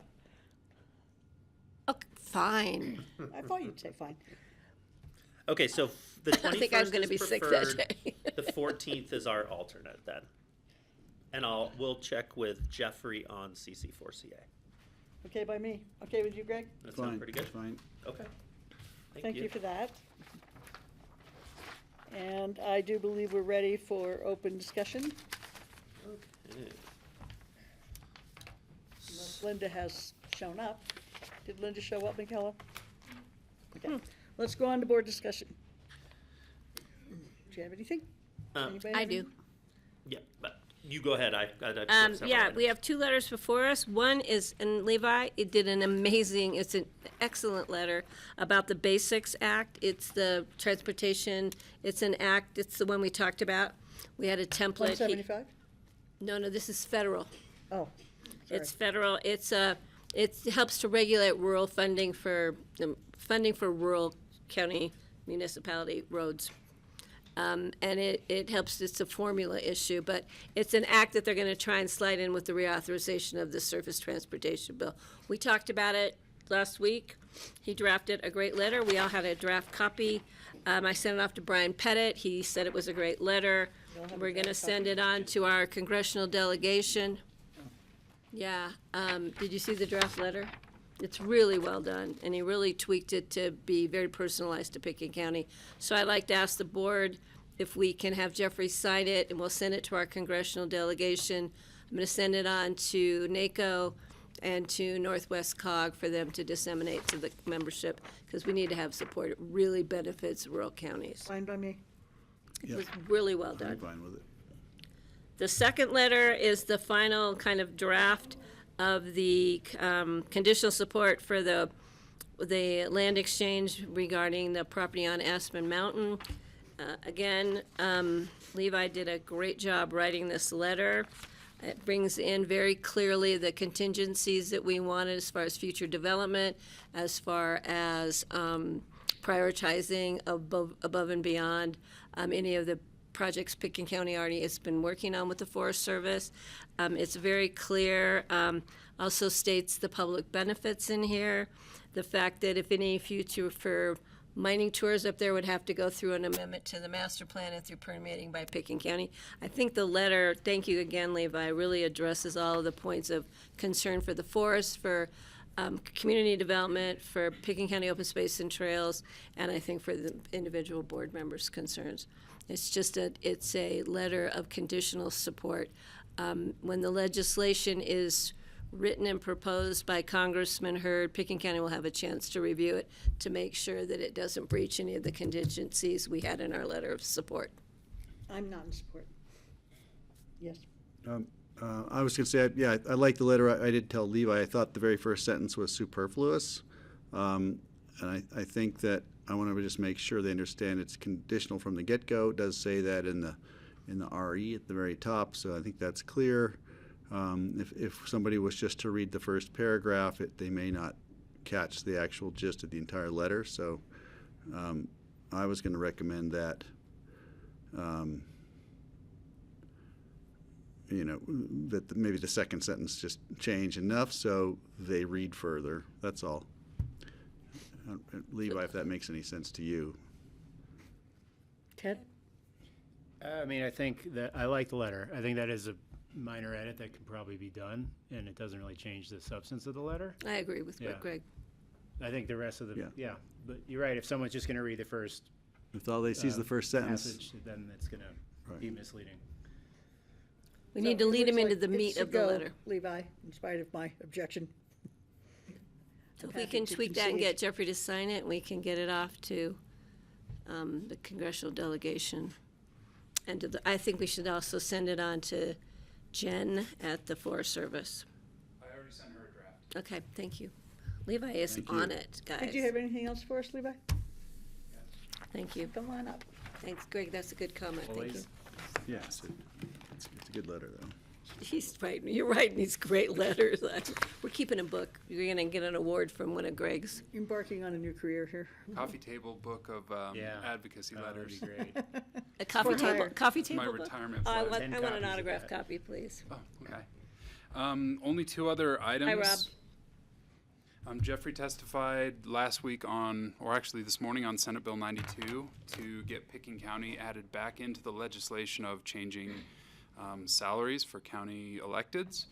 And we got the amendment that we wanted, so I would maybe ask the board to consider moving our position from an amend position to a support position because we got the amendments we were looking for. Okay with me. Greg, okay with you? Yeah, that's fine. Okay.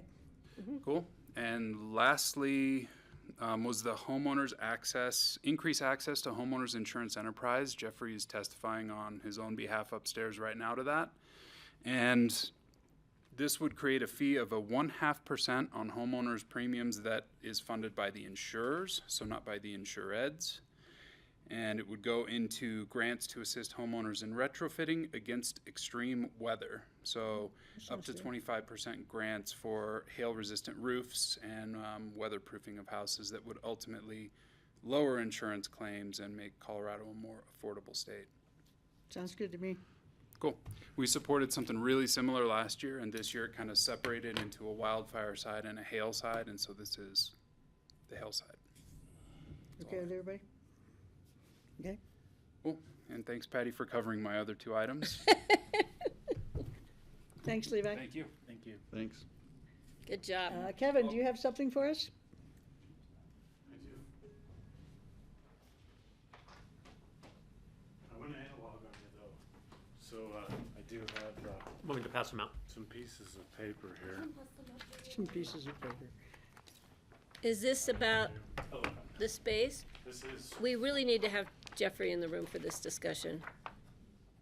Well, he'll have to watch it. Yeah, I mean, we got input. We've visited. with Okay, Jeffrey, I so- just don't want to leave him out because he's pretty adamant about some issues, even more so than I. He and I spoke at length, and I think he's spoken with Kevin as well. Thanks, Ken. Maybe leave him a picture though, anyway. Unless you don't have an extra. Thank you. Do I get two, or are these? you guys had an extra that maybe, Thank you. I have two here. We can leave this for Oh, him. no, sorry. yeah, we can leave that one Yeah. for him.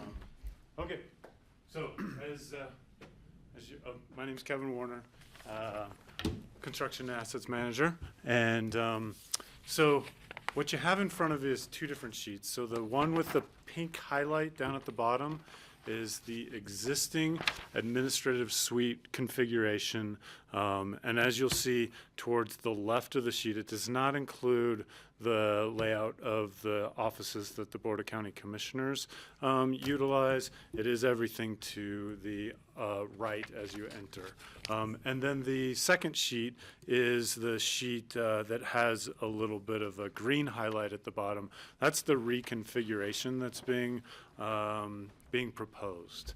And so as I've been made aware, there's some concerns been made by some of the commissioners about the reconfiguration that has been requested of the Assets Department to plan and to implement. And so based on that, we're here today to talk with unfortunately not all 5 of you, but 4 of the commissioners to understand what those concerns are, see if we can come up with some solutions to those concerns, and then hopefully to be able to continue to move forward with the project. So a little bit more background though.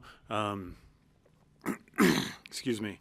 In 2024, the county looked at kind of the new work environment that has come to be with people on Zoom calls and things like that, like for some folks, like just continually throughout the day, and how that's changed the work environment a little bit.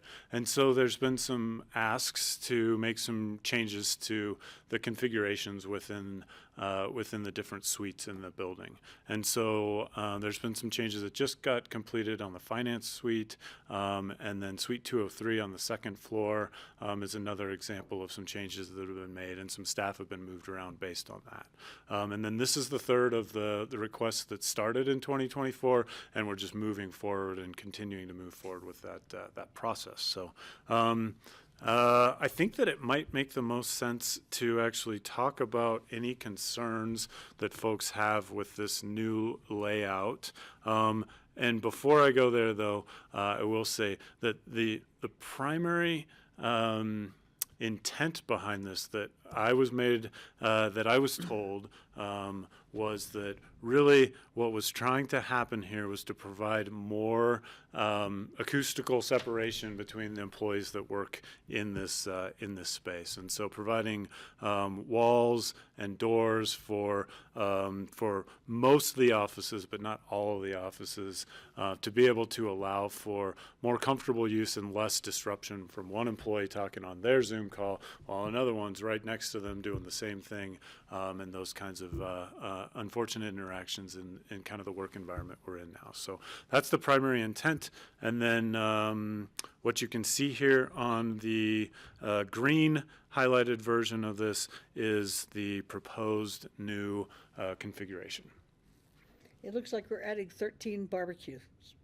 Those are the chairs, I believe. Feed the people who aren't here, to feed the homeless. Those are the chairs, and those are existing. We don't actually get new chairs. Those are we just keep them and bring them back into the new space. And so what is that that's moving from finance? Yeah, that's my question. So those are a set of. So one thing you will notice is kind of like what I call a kind of like a bullpen. So you've got the offices around the outside, and then in the middle is the opportunity for folks to have a little more collaborative space and utilize that, but to still not be bothering the others. So that is some storage for, it's kind of a high top table basically with storage underneath, but it would allow for folks to grab a map or, a document like this or something like that, place it out on top of that, stand around.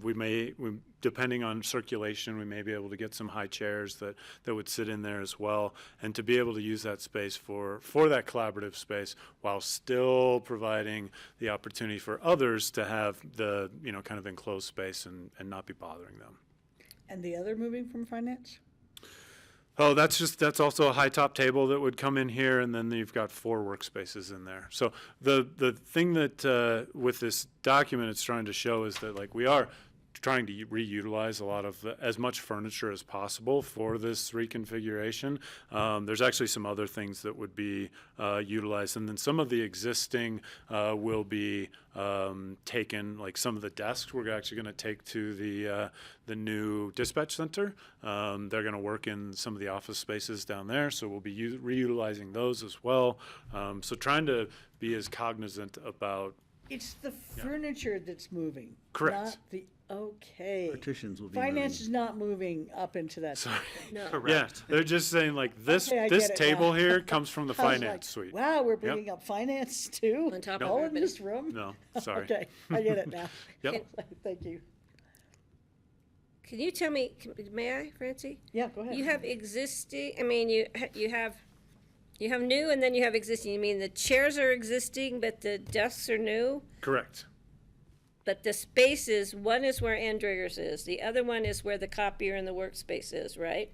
Correct. We're taking Amy's space and cutting it down significantly. We're taking Amy's space, we're cutting it down, we're also moving it forward just slightly. Right. And you're moving the copier over in front of the BoCC. But I talked with Amy, and the people that use the copier most are probably Jeffrey and I and Amy. So I didn't want to be sitting there having a meeting and have the copier going off and stapling in the face of the Board of County Commissioners. Who's going to be in that 4-top moving from finance space? So there's a couple of ways it could work, but right now the likely situation is that would be our community relations staff. Okay, and who's going to be, so you've got Jeanette and you've got Sam. They're the space That's there staying the that same. Jeanette and Sam normally And then occupy who's doesn't in stay. John's old space? Vacant for now. Okay, in case we do a deputy. Where's Kara? Kara's where she is, which is The middle. in the middle. Basically And along. Ryan, you're next to that. Yeah, and if Kara shuffles down to where John was and I shuffle to the, that's sort of doesn't matter, but it's going to be Kara and I and whomever Whatever we comes in. decide. Right. Who And who- else would it be? Who possibly? A new deputy A new county deputy manager or- or a Oh, CO? not communications. Not communications. And who is community relations? Who is that? What is that? Allison Bektesh. Oh, it's the communications. Yes. Okay, Yes. thank you. Can I Yeah. ask a question? And we're making, we're making the meeting space smaller.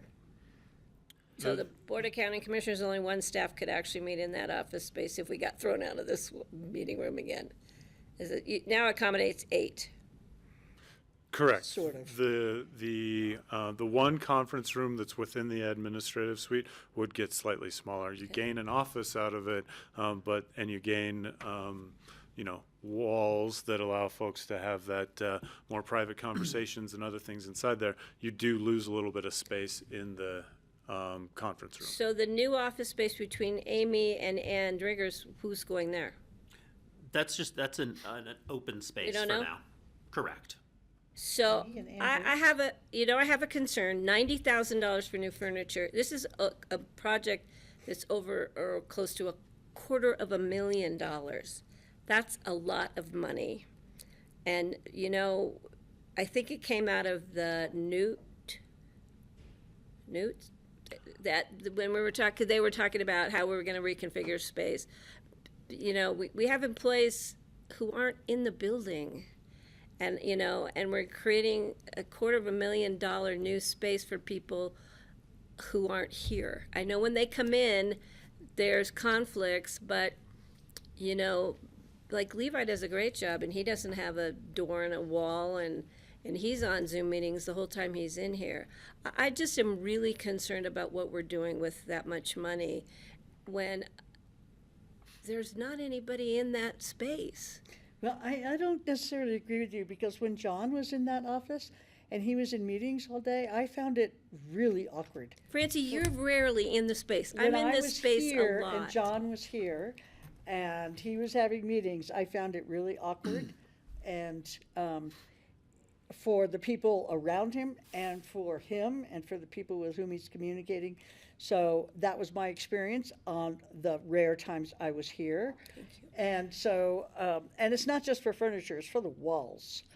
And so I kind of support this. I think that having open office space it's like open classrooms back in the day, where everybody thought, oh, it would be so great to have open classrooms. Well, it was a disaster. And so I think this is similar. The idea was to have it open, a lot of accessibility for everybody, but just didn't think it worked that well. I agree with you. There aren't very many people who are going to be using this space, and that's a whole nother topic. I do have a question, though. What was January or Jan 319? What was that? It's gone on the old one. It's gone now. It's the janitor's closet. Janitor's That's access closet. from the hallway. It's still there. It's just not. It did not. It's between Andrigger's and Levi's space. It's on the hallway side, though. It's not within our office. Okay. Yeah. And Francie, can I offer a couple? Yeah, of course. So, just for everybody's awareness too, I think, this project did start, as you can see back in 24 as concept. And I think it is, there is hybrid work that happens up in that office, but several days a week, there are the majority of us in that space. And so I think being able to work, we are constantly on Zoom meetings, which is a change from when this was first designed, pre-COVID. And so I think there's a little bit of a change there. The other thing is the furniture and the walls and all of that have been purchased. So they are on their way. So to the extent we got direction from you, and we'd have to figure out how to store it. There's no returning those walls and things like that, because they were sort of custom made for the space. This was a budgeted item, which is why we moved forward with it. We did engage with the staff on it. I think probably the miss was not engaging The Board of County you all Commissioners on it. I think the thought was that we weren't shuffling around your spaces, that they were getting left alone, and it was really affecting the other side for the most part. I know the copier was a change, so I think that's to be noted. And so, I think that adds a little wrinkle to the conversation that I just wanted to make sure that you all understood there. And there was one other thought I had. Well, I'll come back to it if I remember. So brought this to us for us to approve, but it really doesn't matter because it's already here. Yeah, exactly. Well, I Which think is fine with me. I don't have a problem with it, but I think it's amusing. under normal circumstances, we wouldn't bring this kind of thing to you, like in the other spaces we did not. I think it came up because it is in the space where you all work, and then there's not a great way to talk to all of you unless we do it in a public meeting. So I think it just got consolidated everybody Just for a one conversation. question. Why can't the copier go on that little wall next to where Levi will be sitting probably? I did. It could. Just a thought. It's an option, and it was one of the things that I, was actually just up there trying to confirm before sitting down with everyone, that if that was truly a sticking point for the group, it could. One of the things that trying to achieve with that space is actually bringing in a larger and deeper cabinet. So if you were to go into the space right now, you would see that some of the supplies, there's not even supplies, but materials that community relations have. They have like easels and stuff that helps prepare them for being able to do public engagement sessions and things like we did last night. they're looking to be able to put that into a place where it's Yeah, not all right. just sitting out like it is right now. That would be harder to locate over here because that's a glass wall, and we wouldn't want the glass wall, the cabinet facing outward. But it is something that we could do. We Okay. could find another solution if the request was to move the copier. It could work out Yeah, over there. they're portable, so it's not a big deal, so. I would like to give those guys a chance to set up. I know, but Yep. I'm not done. And I know Greg, do you want to go before me and I? Sure, I just wanted to say, I love the idea that you've opened up and eliminated that wall that's behind Patty's desk, so it goes right out to the deck. It'll be open air, but I think it's You're brilliant. not starting at 4? Well, my plants will love it. Okay. Is that all you had to say? Yeah, Okay. honestly, it's not, yeah, I- I get the point.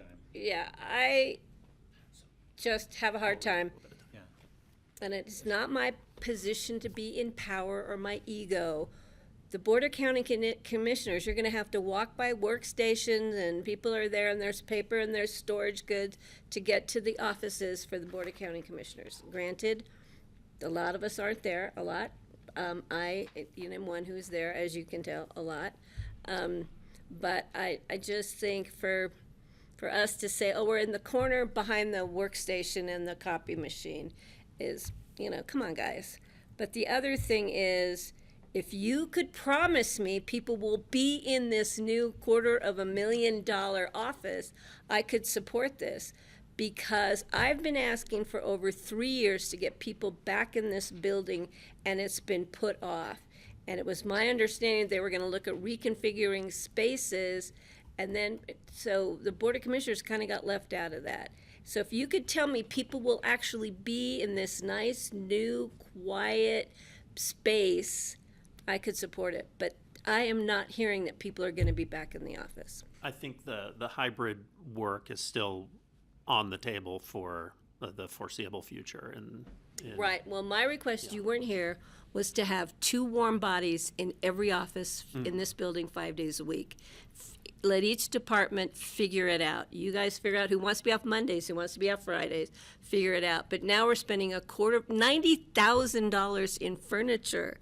It's just hard for me as somebody whose fiduciary responsibility is how we spend taxpayer dollars. And I'm sorry the Board of Commissioners got left out of this plan until now, and you've already ordered all the furniture. It's just really difficult for me to swallow, guys. understood. Why do these desks cost $90,000? Well, that's There's- the walls too. It's the whole system. Well, then what's the 250? The rest is labor? The rest, well, you also then have to. You have to sure, there's redo some labor in there, HVAC but and you electric have to and- move Oh, some the of venting, electric right, and the right, venting, yeah, okay. All right. And painting, and the Board of Commissioners, currently not part of the plan, is gonna still be in this space during construction. We've been offered the opportunity to move somewhere, we don't know where. But we're gonna have to live in a construction zone, and they're like, oh, it won't be really dusty, but you're gonna be painting, there's fumes, there's noise. Whoever's lived in a construction site, it's not a comfortable situation. And sometimes when I have to take Zoom meetings and there's a lot of people in the office, which is maybe Tuesdays, maybe Wednesdays, I find another space to take my Zoom meeting, because there are spaces in this building because nobody's home. No, they're all home, excuse me. Nobody's home in the building. And I really, as you can tell, I'm adamant about it. But you know what? You can come and work at my house. Yeah. Except you got dangerous steps. I'm not coming down your step. No, I cannot support it. And I'm sorry that I can't, but I just can't swallow $250,000 to reconfigure a space that's, because people are there 2 days a week. Sorry, guys, but. Greg, do you have any comments? I don't spend that much time in the office, so I don't have the same perspective Patty does, but I do want to make sure that the team that is here has the space they need to do the work. So it makes sense that if you're on a Zoom call, that you've got a private space to do it. That makes sense to me. I'm going to say that I trust you guys to know what you want, because you're here doing it all the time. I had this inclination to say, well, it's, I want to make sure, Cara has obviously been totally part of this the whole time. I kind of think that the conversation Patty's having right now is one that we'd want to have with Kara as also. But I'm going to give you a thumbs up for this. I'm going to trust you guys know what you need. I was a little nervous about the reconfiguration just on the south end because it looked like you're trying to make 2 larger conference rooms out of an office and a small conference room, but it's the same number of chairs, so maybe it'll all work out. I trust you on that. I think whoever drew this knows what they're doing. Maybe a small partition or something. If the copier machine is making so much noise, a partition right there could solve it, or a movable wall or something. So there may be solutions. So I don't want to spend any more time on this. Thanks. Well, chances are you won't be seeing me in the office. I just have one question about the room 322. That's like never used, is it? People do use it. Yeah. Well, that's the mothering room. Yeah, I know. It's It gets required. used sometimes. Can we use it? You can reserve If it, there's as not the a mothers nursing do. mother in the office, can we use it? I believe so. I mean, I guess I'd want to check into what other uses were associated with the mothering comfort room. I think reserving it when we know there is somebody actively using it might be kind of tricky because They have to reserve it. Oh, they The have to mothers reserve. reserve it. It's my understanding it's on, like when you want to reserve a room for a meeting, they reserve it so they know that that's their space for an hour or whatever. So, and I've used that for some Zoom meetings when I check to make sure there's not a mother who wants to use it. Yeah. So I think that there is could be available, flexibility. Francie, and I've Zoomed from there, or I've Zoomed from other office spaces that nobody's in.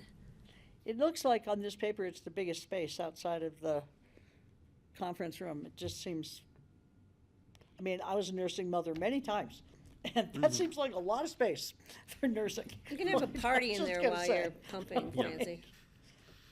We have looked at some other spaces in the building to see if you could transition a space to accommodate that, and then this could be utilized otherwise. I mean, I think I'm probably not the right person to be talking about this, but you want to have a space that is Come on, not Dad. just a little closet, like that is a little more This has comforting got when a you're big doing that. screen TV, it's got a refrigerator, it's got a recliner. No, it doesn't have a recliner, kind of like a recliner. Okay, Doesn't have a well, little I'm just couch. saying, it's fine. Go for it, guys. You know what you want, you know what you're doing. So I want to see the Board of Commissioners now in that office space at least 3 days a week. That's Yeah, not happening. right, I Do you know. have anything you want to say? Not on this, no. Just wait till the copier's stapling in front of you. It's And very we did hear annoying. from Jeffrey, just for the record, that he was in the same camp as Patty. He was concerned about, I think, just the cost and It's a lot of And the money, copier. guys. and maybe the copier. Yeah. It's $250,000. That's a lot of money. Yeah, I know, you've told us how you Is- feel, I'm gonna and now say I it think again. we're going to Commercial- adjourn unless there's anything else for open discussion. Okay. Ashley, I have. Yeah, we Thank do you have. very much, thank you, Kevin. Thanks, Thank Kevin, you. sorry. Thanks, Kevin. We do have a few more. Cleaning out yeah, my desk. Ashley's coming up now. Come on up, Ashley. Yeah. So this is a continuation of the CSA conversation that we had last week. There were some questions that you all had. Right. Oh, yeah. Farm. Yeah, the community-supported Raw food, agriculture. Yep. That the seniors benefited from. I'll And take those up to Jeffrey. we had several questions from you also. We've followed up to get you that information. And hopefully the email that was just placed down in front of you, there was a question initially about participation for one, procurement was a second, and then like timing, when would we need to let the farmer know? And do you want to? Sure. You want to just take this and? Yeah, so we had talked open discussion last week or the week before. This was originally funded by a grant. That grant went away. It provides a CSA, so you can go to the senior center, you can pick up a bag of veggies, basically. And you had asked 3 specific questions about how many people use the CSA. So what's important in front of you is an impact report if you want to dive deeper. They had 220 unduplicated participants. with a total of 1,102 visits over the season, averaging about 54 visits per week. So pretty good uptick. You had also asked if you'd ever bid it out. Last year, they reached out to 5 different organizations asking for a scope of work or a quote. Only 2 responded, and they went with the lesser cost one. So it was bid out last year, so the proposal of the $50,000 for this year is based on that. And then when do we need to let the farm know by? A couple weeks ago would have been ideal. They have now planted, expecting us. And so if we don't move forward with that farm, they will then go out and try and sell more shares to their CSA to sell what they've planted. If you want more detail, the Human Services team created this impact report that has a bunch of good info, including the pounds of apples. I know, that's amazing. And some other things like that. I love that. That's so cool. So we can pay for this out of Human Services reserve funds, which if you would like to do that, we'll give the go-ahead to work with the farmer, and then we need to bring back a supplemental request, I believe. Yeah. Patty? Yeah, and I have reached out.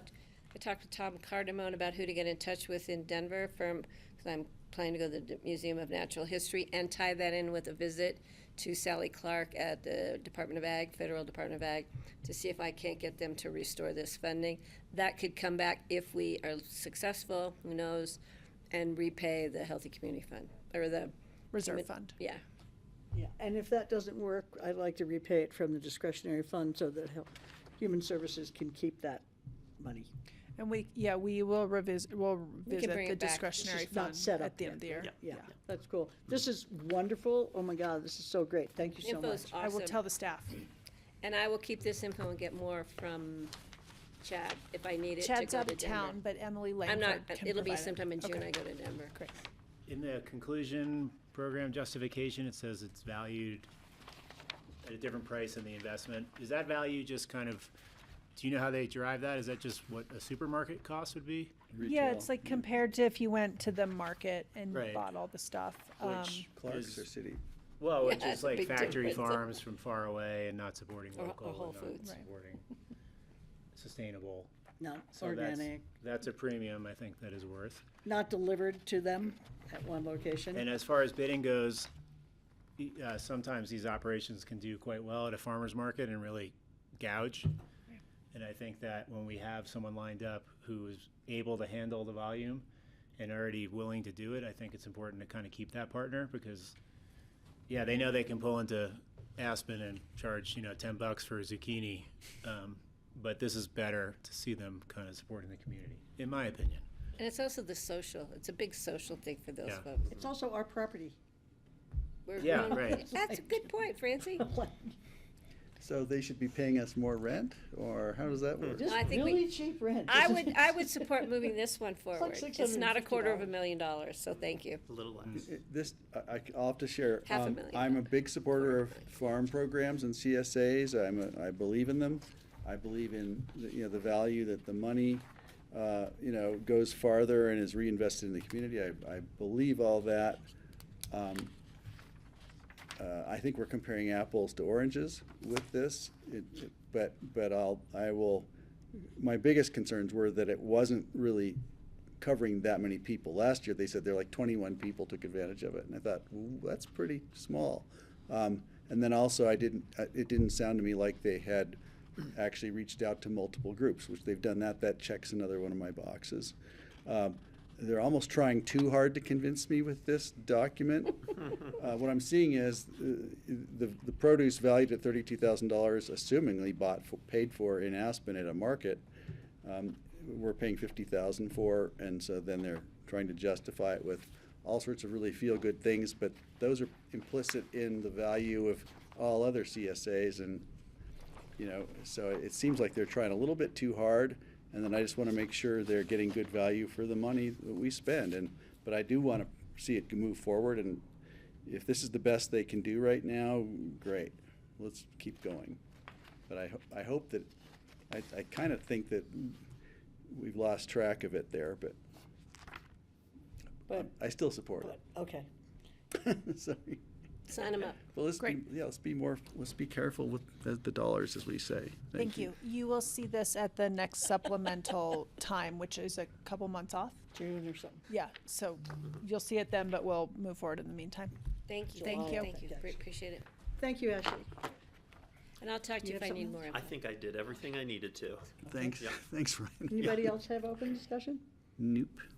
All right, we are adjourned. Okay. Thank you. With time to spare, too. Yeah, well, we thought we were gonna get out of.